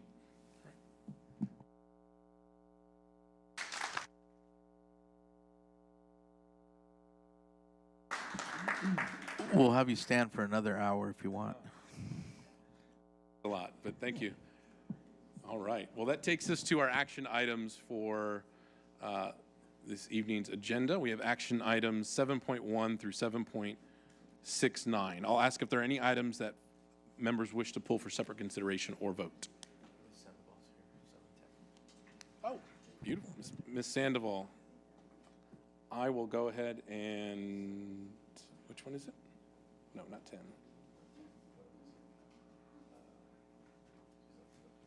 Is there an item for Ms. Sandoval? No. No, there's not. I think it was last meeting. No, you're good. You're good. We'll note that Board Member Sandoval was able to join us. Thank you, Bernice. Okay. So again, any items to pull, items 7.1 through 7.69. All right, hearing none, I will ask for a motion to approve the agenda. I'll move. Second. Got a motion by Board Member Fuentes and a second by Board Member Ibarra. All those in favor of approving items 7.1 through 7.69, say aye. Aye. Any opposed? Any abstentions? Hearing none, is so ordered. All right. We'll jump on through to our, we actually have a couple of special items here on the agenda. These are our CFD items. So items 8.1 and 8.2. These are items that are going to be taken under consideration as the governing body for the Community Facilities District. So I'll go ahead and close our regular meeting and open our meeting for CFD number 2024-1. Item 8.1 is the adoption of Resolution 25-101 entitled Resolution of the Board of Education acting as the legislative body of the Community Facilities District number 2024-1 of the CJUSD, approving and authorizing the execution of a joint community facilities agreement with the City of Rialto and delegating authority related thereto. At this time, I don't know that we have anyone who's here to speak on the item. Ms. Medina, no cards? No one wishes to speak on the item? All right. I'll call then for a motion of approval of item 8.1. I'll move. Okay, I have a motion by Board Member Fuentes. Is there a second? Second by Board Member Haro. Any questions or comments on item 8.1? All right, hearing none, I'll call for the vote. All those in favor say aye. Aye. Any opposed? Any abstentions? Okay, hearing none, the item is approved. And that is, again, resolution number 25-101. Okay. Item 8.2 is a companion item. This is adoption of resolution number 25-102, entitled Resolution of the Board of Education acting as the legislative body of the Community Facilities District number 2024-1 of the CJUSD, approving and authorizing the execution of a joint community facilities agreement with West Valley Water District and delegating authority related thereto. This time I'll call for a motion for approval of item 8.2. I'll move that. I have a motion by Board Member Fuentes, second by Board Member Haro. Thank you for that. Any questions or comments regarding item 8.2? All right, hearing none, we'll call for the vote. All those in favor say aye. Aye. Any opposed? Any abstentions? Hearing none, it is so ordered. All right, that wraps up the action items for the CFD, so I'll go ahead and adjourn that portion of the meeting and bring us back to our regular meeting of the Board of Trustees. Item 9 are administrative reports. Any questions from board members on items 9.1 through 9.4? All right, hearing none, we'll jump to our facilities update. I don't believe we have an update. No update? Okay, thank you, Dr. Miranda. ACE update. Call on Ms. Parachi, President ACE.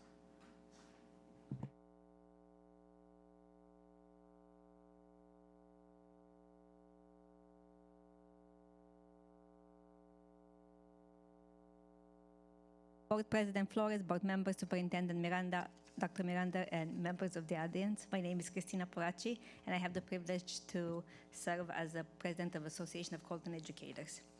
I'm here this evening to express our sincere gratitude for your ongoing partnership and support. On behalf of ACE, I want to thank you for the approval of the 2024-2025 contract, as well as for all the MOUs between ACE and the district. These approvals are a reflection of the mutual respect and collaboration that make our district great. As of today, testing is nearly complete, and we have just 11 school days left. Woohoo! It's hard to believe how fast this school year has gone by. From the first day of school to now, it has been a whirlwind of learning, challenges, and growth, and after spring break, it has been a sprint. On behalf of ACE leadership team, I also want to take a moment to thank all of the certificated staff across the district. Your hard work, your resilience, and your passion for students shines every single day. You continue to do what you love best, educating, inspiring, and changing lives. We see you, we honor you, and we thank you. As we wrap up this school year, we wish you all a relaxing, joyful, and safe summer. I won't see you until I come back in August. I'll be in Romania for 4 weeks. So enjoy your vacation. Thank you. Oh, enjoy my vacation. Great. Thank you, Mrs. Parachi. Do we have a CSEA update? Excellent.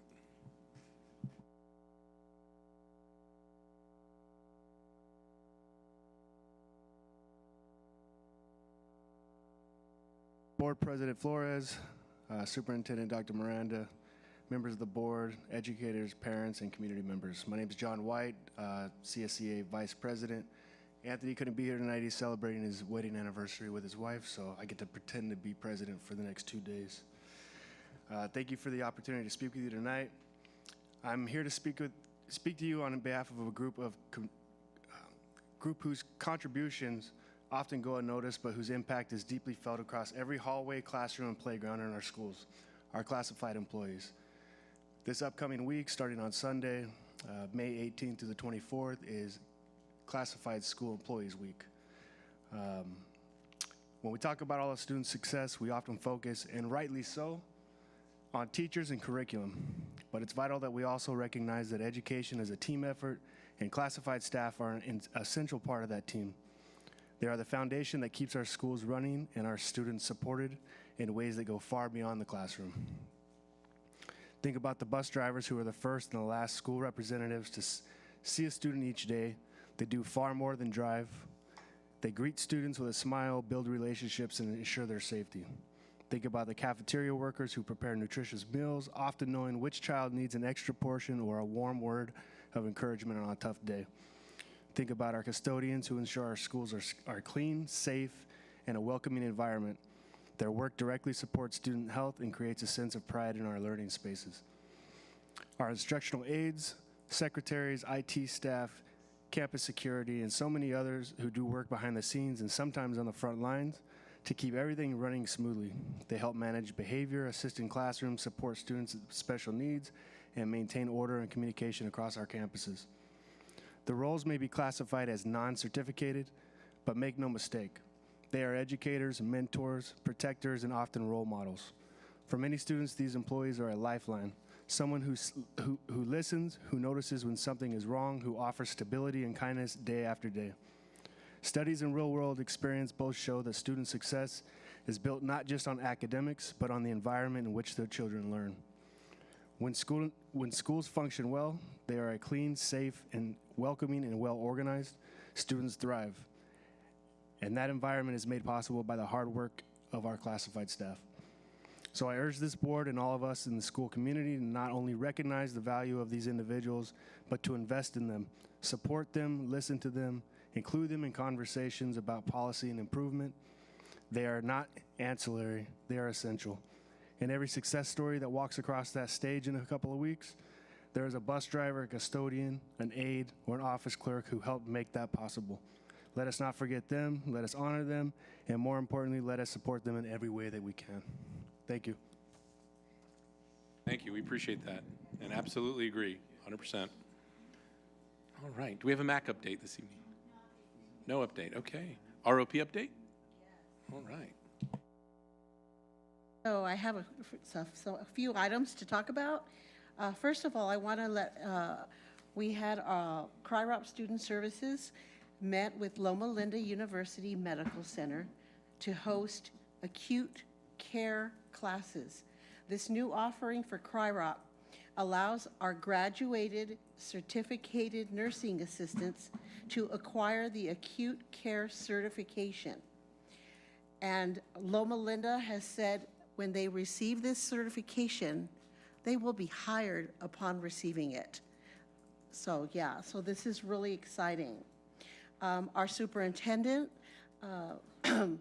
was selected to serve as the Region 12 representative on the AXA Council of Career Technical Education Leaders. So we have even a more louder voice. So that is really exciting. We have CRIROP received also under WASC a 6-year accreditation. So we're very proud of that. And then regarding our students, I want to share that 3 students from the Bloomington High School Criminal Justice Program were selected to attend the Redlands Emergency Services Academy this summer. We also want to congratulate our Colton High School STEAM students that were awarded first place in Technical Inspection and Craftsman Award at the SoCal STEAM Solar Boat Challenge. They had a few issues with their modulators and things that kept them a little slow this year, but they did shine when it came to their craftsmanship. So congratulations to them as always. And last night, I know that my colleagues will speak on it also, we had our Evening of Excellence. We filled the auditorium and then some because there was people standing for the Evening of Excellence. We gave out over $25,000 in scholarships. We had some students who received $1,000 scholarships, some $400. I mean, it was just a really great evening and so well attended. So my colleagues, if you have any comments, I know you do. So as Pat mentioned, yesterday was the Evening of Excellence at San Bernardino Valley College. And once again, our Colton, Bloomington, Grand Terrace was very well representative, along with Slover Mountain. So with that said, many of our students did receive anywhere between $100, $500, or $1,000 scholarships. So that was incredible, and it's great. It was great to see our district do so well. I'd like to take the opportunity at this time, before I hand it over to our foundation president, to thank Dr. Tina Peterson, Mr. Neighbors, for coming and representing the Colon Joint Unified School District yesterday. And because it made a big difference to Superintendent Dr. Angle that we had the representation. So just want to say thank you to you. And with that, I'll go ahead and pass it over to Israel. Awesome. As my colleagues have said, we did have the Evening of Excellence last night. It was a very, very successful one. We did have a full house, like Ms. Haro said. We did have people standing in the back. I had to tell people to come sit down in the front, but there was only a few seats left. But we did give out almost $25,000 in scholarships to students. And as my colleagues have mentioned, we did have $1,000, $100, $250, I think, $600, $400 scholarships. And I remember signing all of those. It was about 150, 200 students that we had to do this for all 3 districts. But I would say not, but our district did stand out last night. So we did stand out last night as a district, and I think our district probably got most of the scholarships that you see that were given out last night. So I also want to thank Dr. Peterson and Principal Neighbors for being out there that evening. I also want to thank Dr. Miranda for the message that he put up on the screen there. Yeah, he was, all 3 superintendents from the 3 different districts did give a message out to our families that were there present, and that was very cool. It was something that we didn't do in our first Evening of Excellence last year, and as we sat down as a board, kind of talked about what can we do better for that screen that was behind us. And so we had a lot of different things go on, and it was just a success. And if you'd like, I will leave the Evening of Excellence program here if you want to see it. Do we have it? The cover, if you do see it, the cover was actually designed by one of our students at Bloomington High School, and he did win also a $400 scholarship for that. And so I'm very proud of what our students are doing, and I know my colleagues are too on the CRIROP board and on the CRIROP Foundation board. So once again, very successful Evening of Excellence, and hopefully we can do it again next year. Thank you. Thank you for the update. All right. Takes us to our superintendent's communique. Dr. Miranda. Thank you. Thank you, Board President. Got a couple of items this evening. Very excited about the first one. We are kicking off our 2025 summer intern program. I don't know if many of you know this, but we are excited. We're launching our CT 2020, our 2025 summer internal internship program. This is hosted by Secondary Education Services, or Educational Services, and our amazing Paul Lucero Career Technical Education Department. Thanks to the hard work, dedication of our CTE work-based learning technicians, Doris Hernandez and Avelia Teriquez. The program is being promoted across all our secondary campuses, and we are promoting this through our social media feeds. There's a lot of excitement. We already have 49 students who have applied to participate in this very unique 3-week volunteer internship experience. So what this does, it gives our students meaningful real-world exposure to professional settings within our very own CJUSD departments. Interns are going to gain valuable job skills, career insight, and a chance to build powerful resumes, all while potentially earning credit for their service. This program is open to all our CJUSD students in grades 10 through 12th grade, 10, 11, 12. So we encourage more students to take part in it. Thank you to our educational services again for opening the doors and creating this life-changing opportunity. I will say, I know in communications, last year we had a couple of students work with our communications specialists, and they really loved it. So it was exciting to see them in the summertime get some of that experience. We also, I mentioned already, next slide, about Project Lead the Way. I do want to give a huge shout out to Mr. Matthew Johnson. He's the engineering teacher over at Grand Terrace High School, who just has an incredible passion and dedication, who just works to unlock the potential of our engineering students. So again, Mr. Johnson, also the principal, Neighbors, for their leadership and vision for the program. I get to go out every year to look at the projects. I see board members there, and some of the incredible engineering projects that they put together are incredible. And so thank you again, Mr. Johnson, for that. And Project Lead the Way again, congratulations to Grand Terrace High School for being named a distinguished school. They're also a California distinguished school to top it off. So good job over there. Last, I want to just mention graduations, right? Again, we are getting close to our first graduation next week. And this year for me, I'll say personally, my son graduates on Wednesday on the 21st, and then I go off and celebrate the graduations for our students. So it's going to be an incredible peak moment, if you will. You know, students have those peak moments during their school year, and they remember we want to make our graduation special. Just time to remember. And so it's such an incredible moment for all of us. It's time to celebrate, reflect. It's a time of hope. And so all the hard work our students put into it, the perseverance and dreams, you know, that 4 years goes by so fast. And so, again, we're kicking off Colton High School. Then we'll move on to 66er Stadiums, Bloomington High.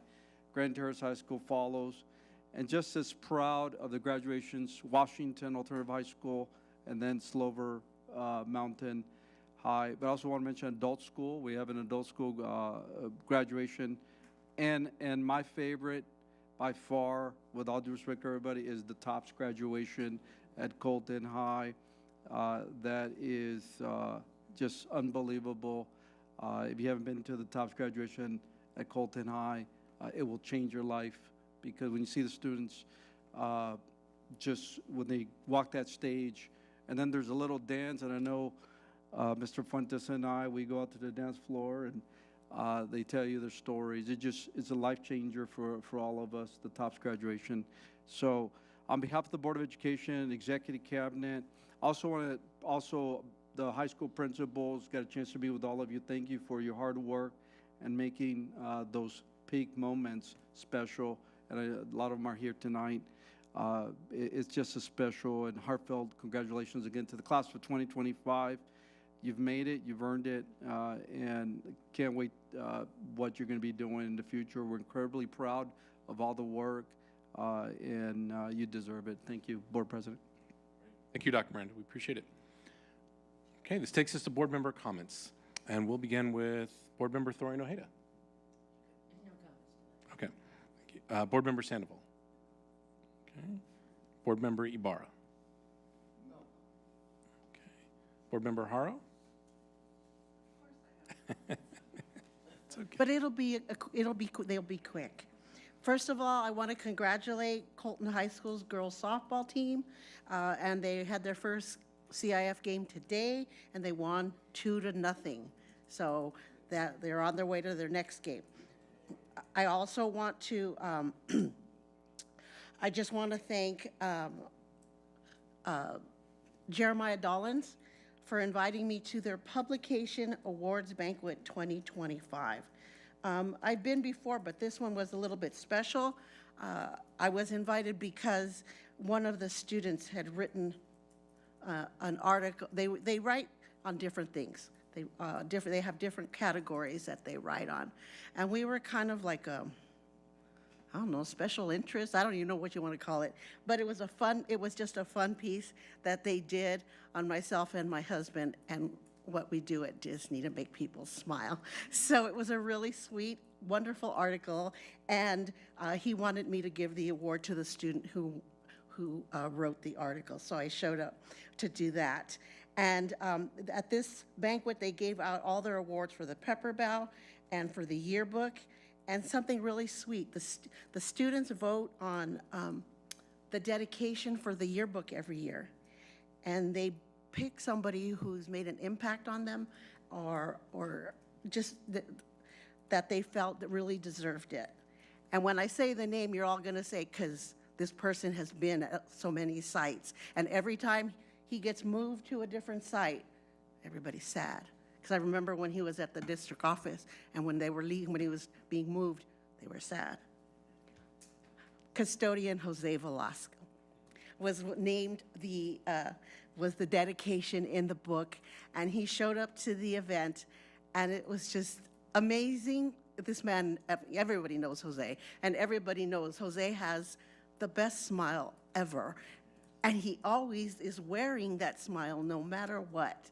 And he was so touched that he was nominated by the students unanimously for this award. So I wanted to share that because I thought that was just so special.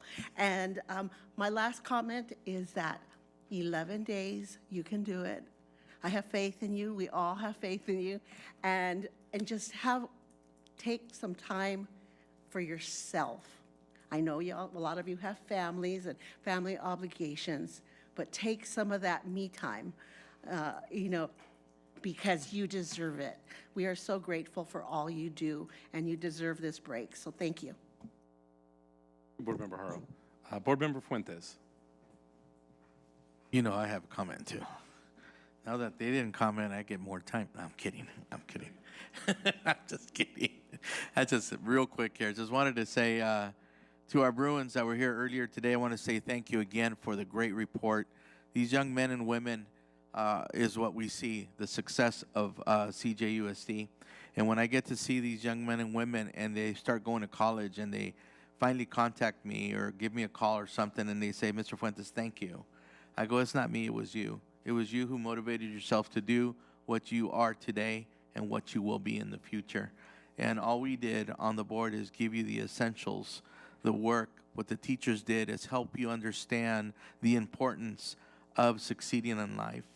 And so I want to thank our teachers. I want to thank our classified staff, because it does take a village for us to raise these children, to make sure that these students succeed and become someone in life. So thank you to all of you.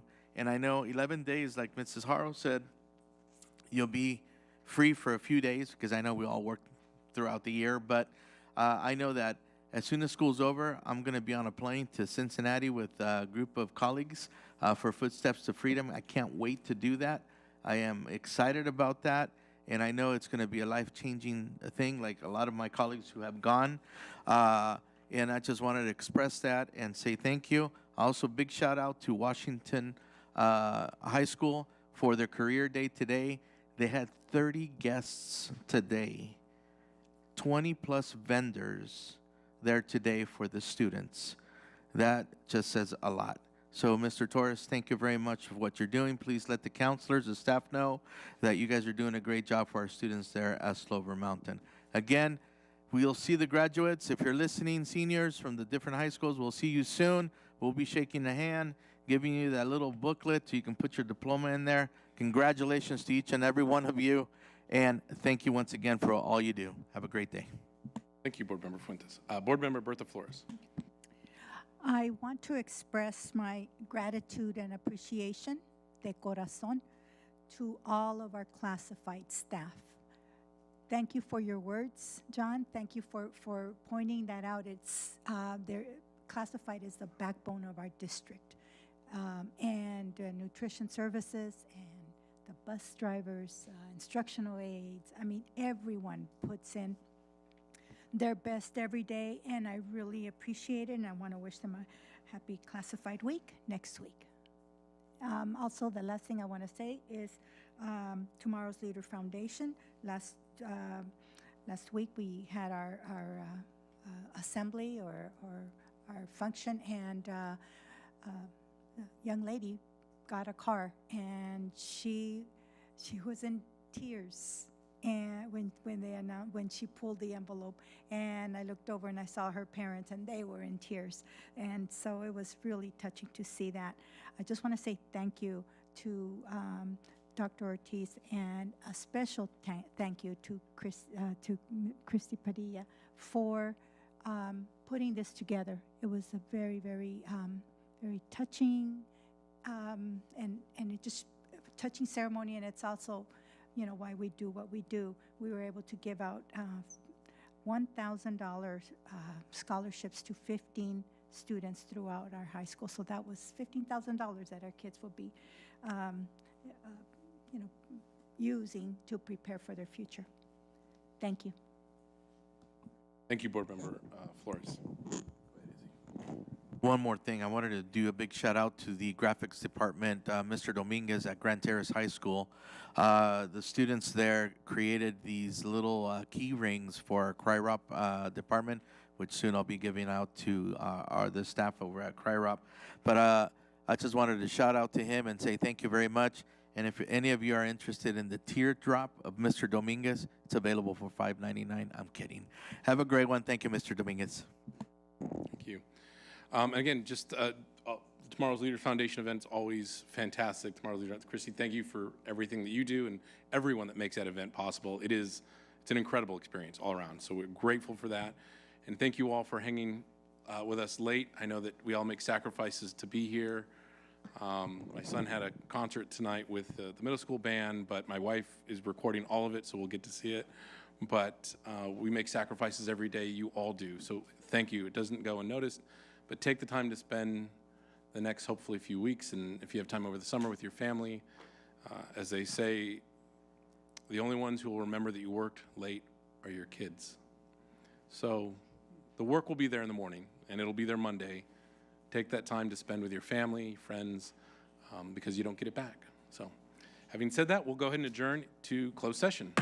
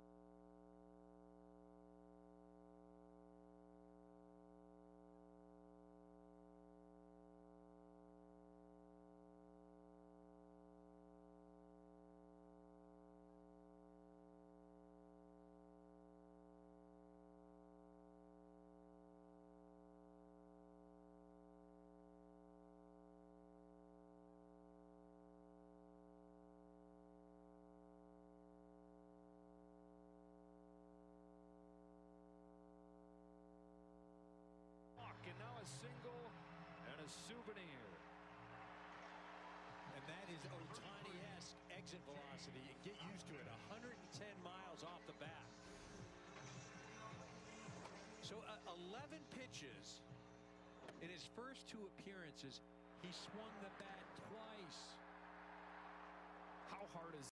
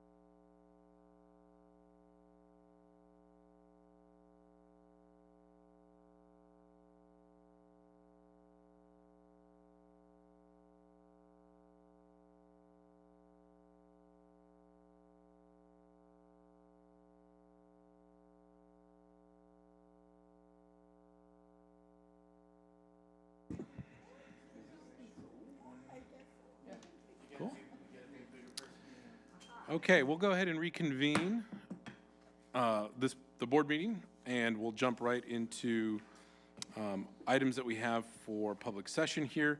Item 13.1 is a student discipline item. There was one student discipline item presented in closed session. Is there a motion to uphold the expulsion order as presented? So moved. Motion by Board Member Fuentes. Is there a second? Second. Second by Board Member Ibarra. All those in favor of upholding the expulsion order as presented, please say aye. Aye. Any opposed? Any abstentions? Hearing none, it is so ordered. On a 7-0 vote, student discipline, that the board upheld the expulsion order for one student discipline as presented, student number 1073233. Item 13.2 is our personal public employee appointment item. On a motion by Board Member Fuentes and seconded by Board Member Sandoval and carried on a 7-0 vote, the board approved the following: 17 certificated staff, including biology teacher, 2 special education teachers, 14 teachers, 7 classified coaches, including cross-country assistant, head junior varsity, flag football, varsity, head varsity soccer girls, head varsity tennis girls, pep squad assistant co-ed, soccer assistant boys, varsity wrestling assistant boys, and 9 general volunteers. Item 13.3, on a motion by Board Member Fuentes and seconded by Board Member Ibarra and carried on a 7-0 vote, the board voted to appoint Cody McKay, assistant principal at a middle school, to be determined. Item 13.4 was pulled. Item 13.5, on a motion by Board Member Bertha Flores, and seconded by Board Member Thorian Ojeda, and carried on a 7-0 vote, the board voted to appoint Jeffrey Curran, a principal of elementary school, to be determined. And then item 13.6 was pulled, so that is the conclusion of our items and our meeting. Cool, we're adjourned.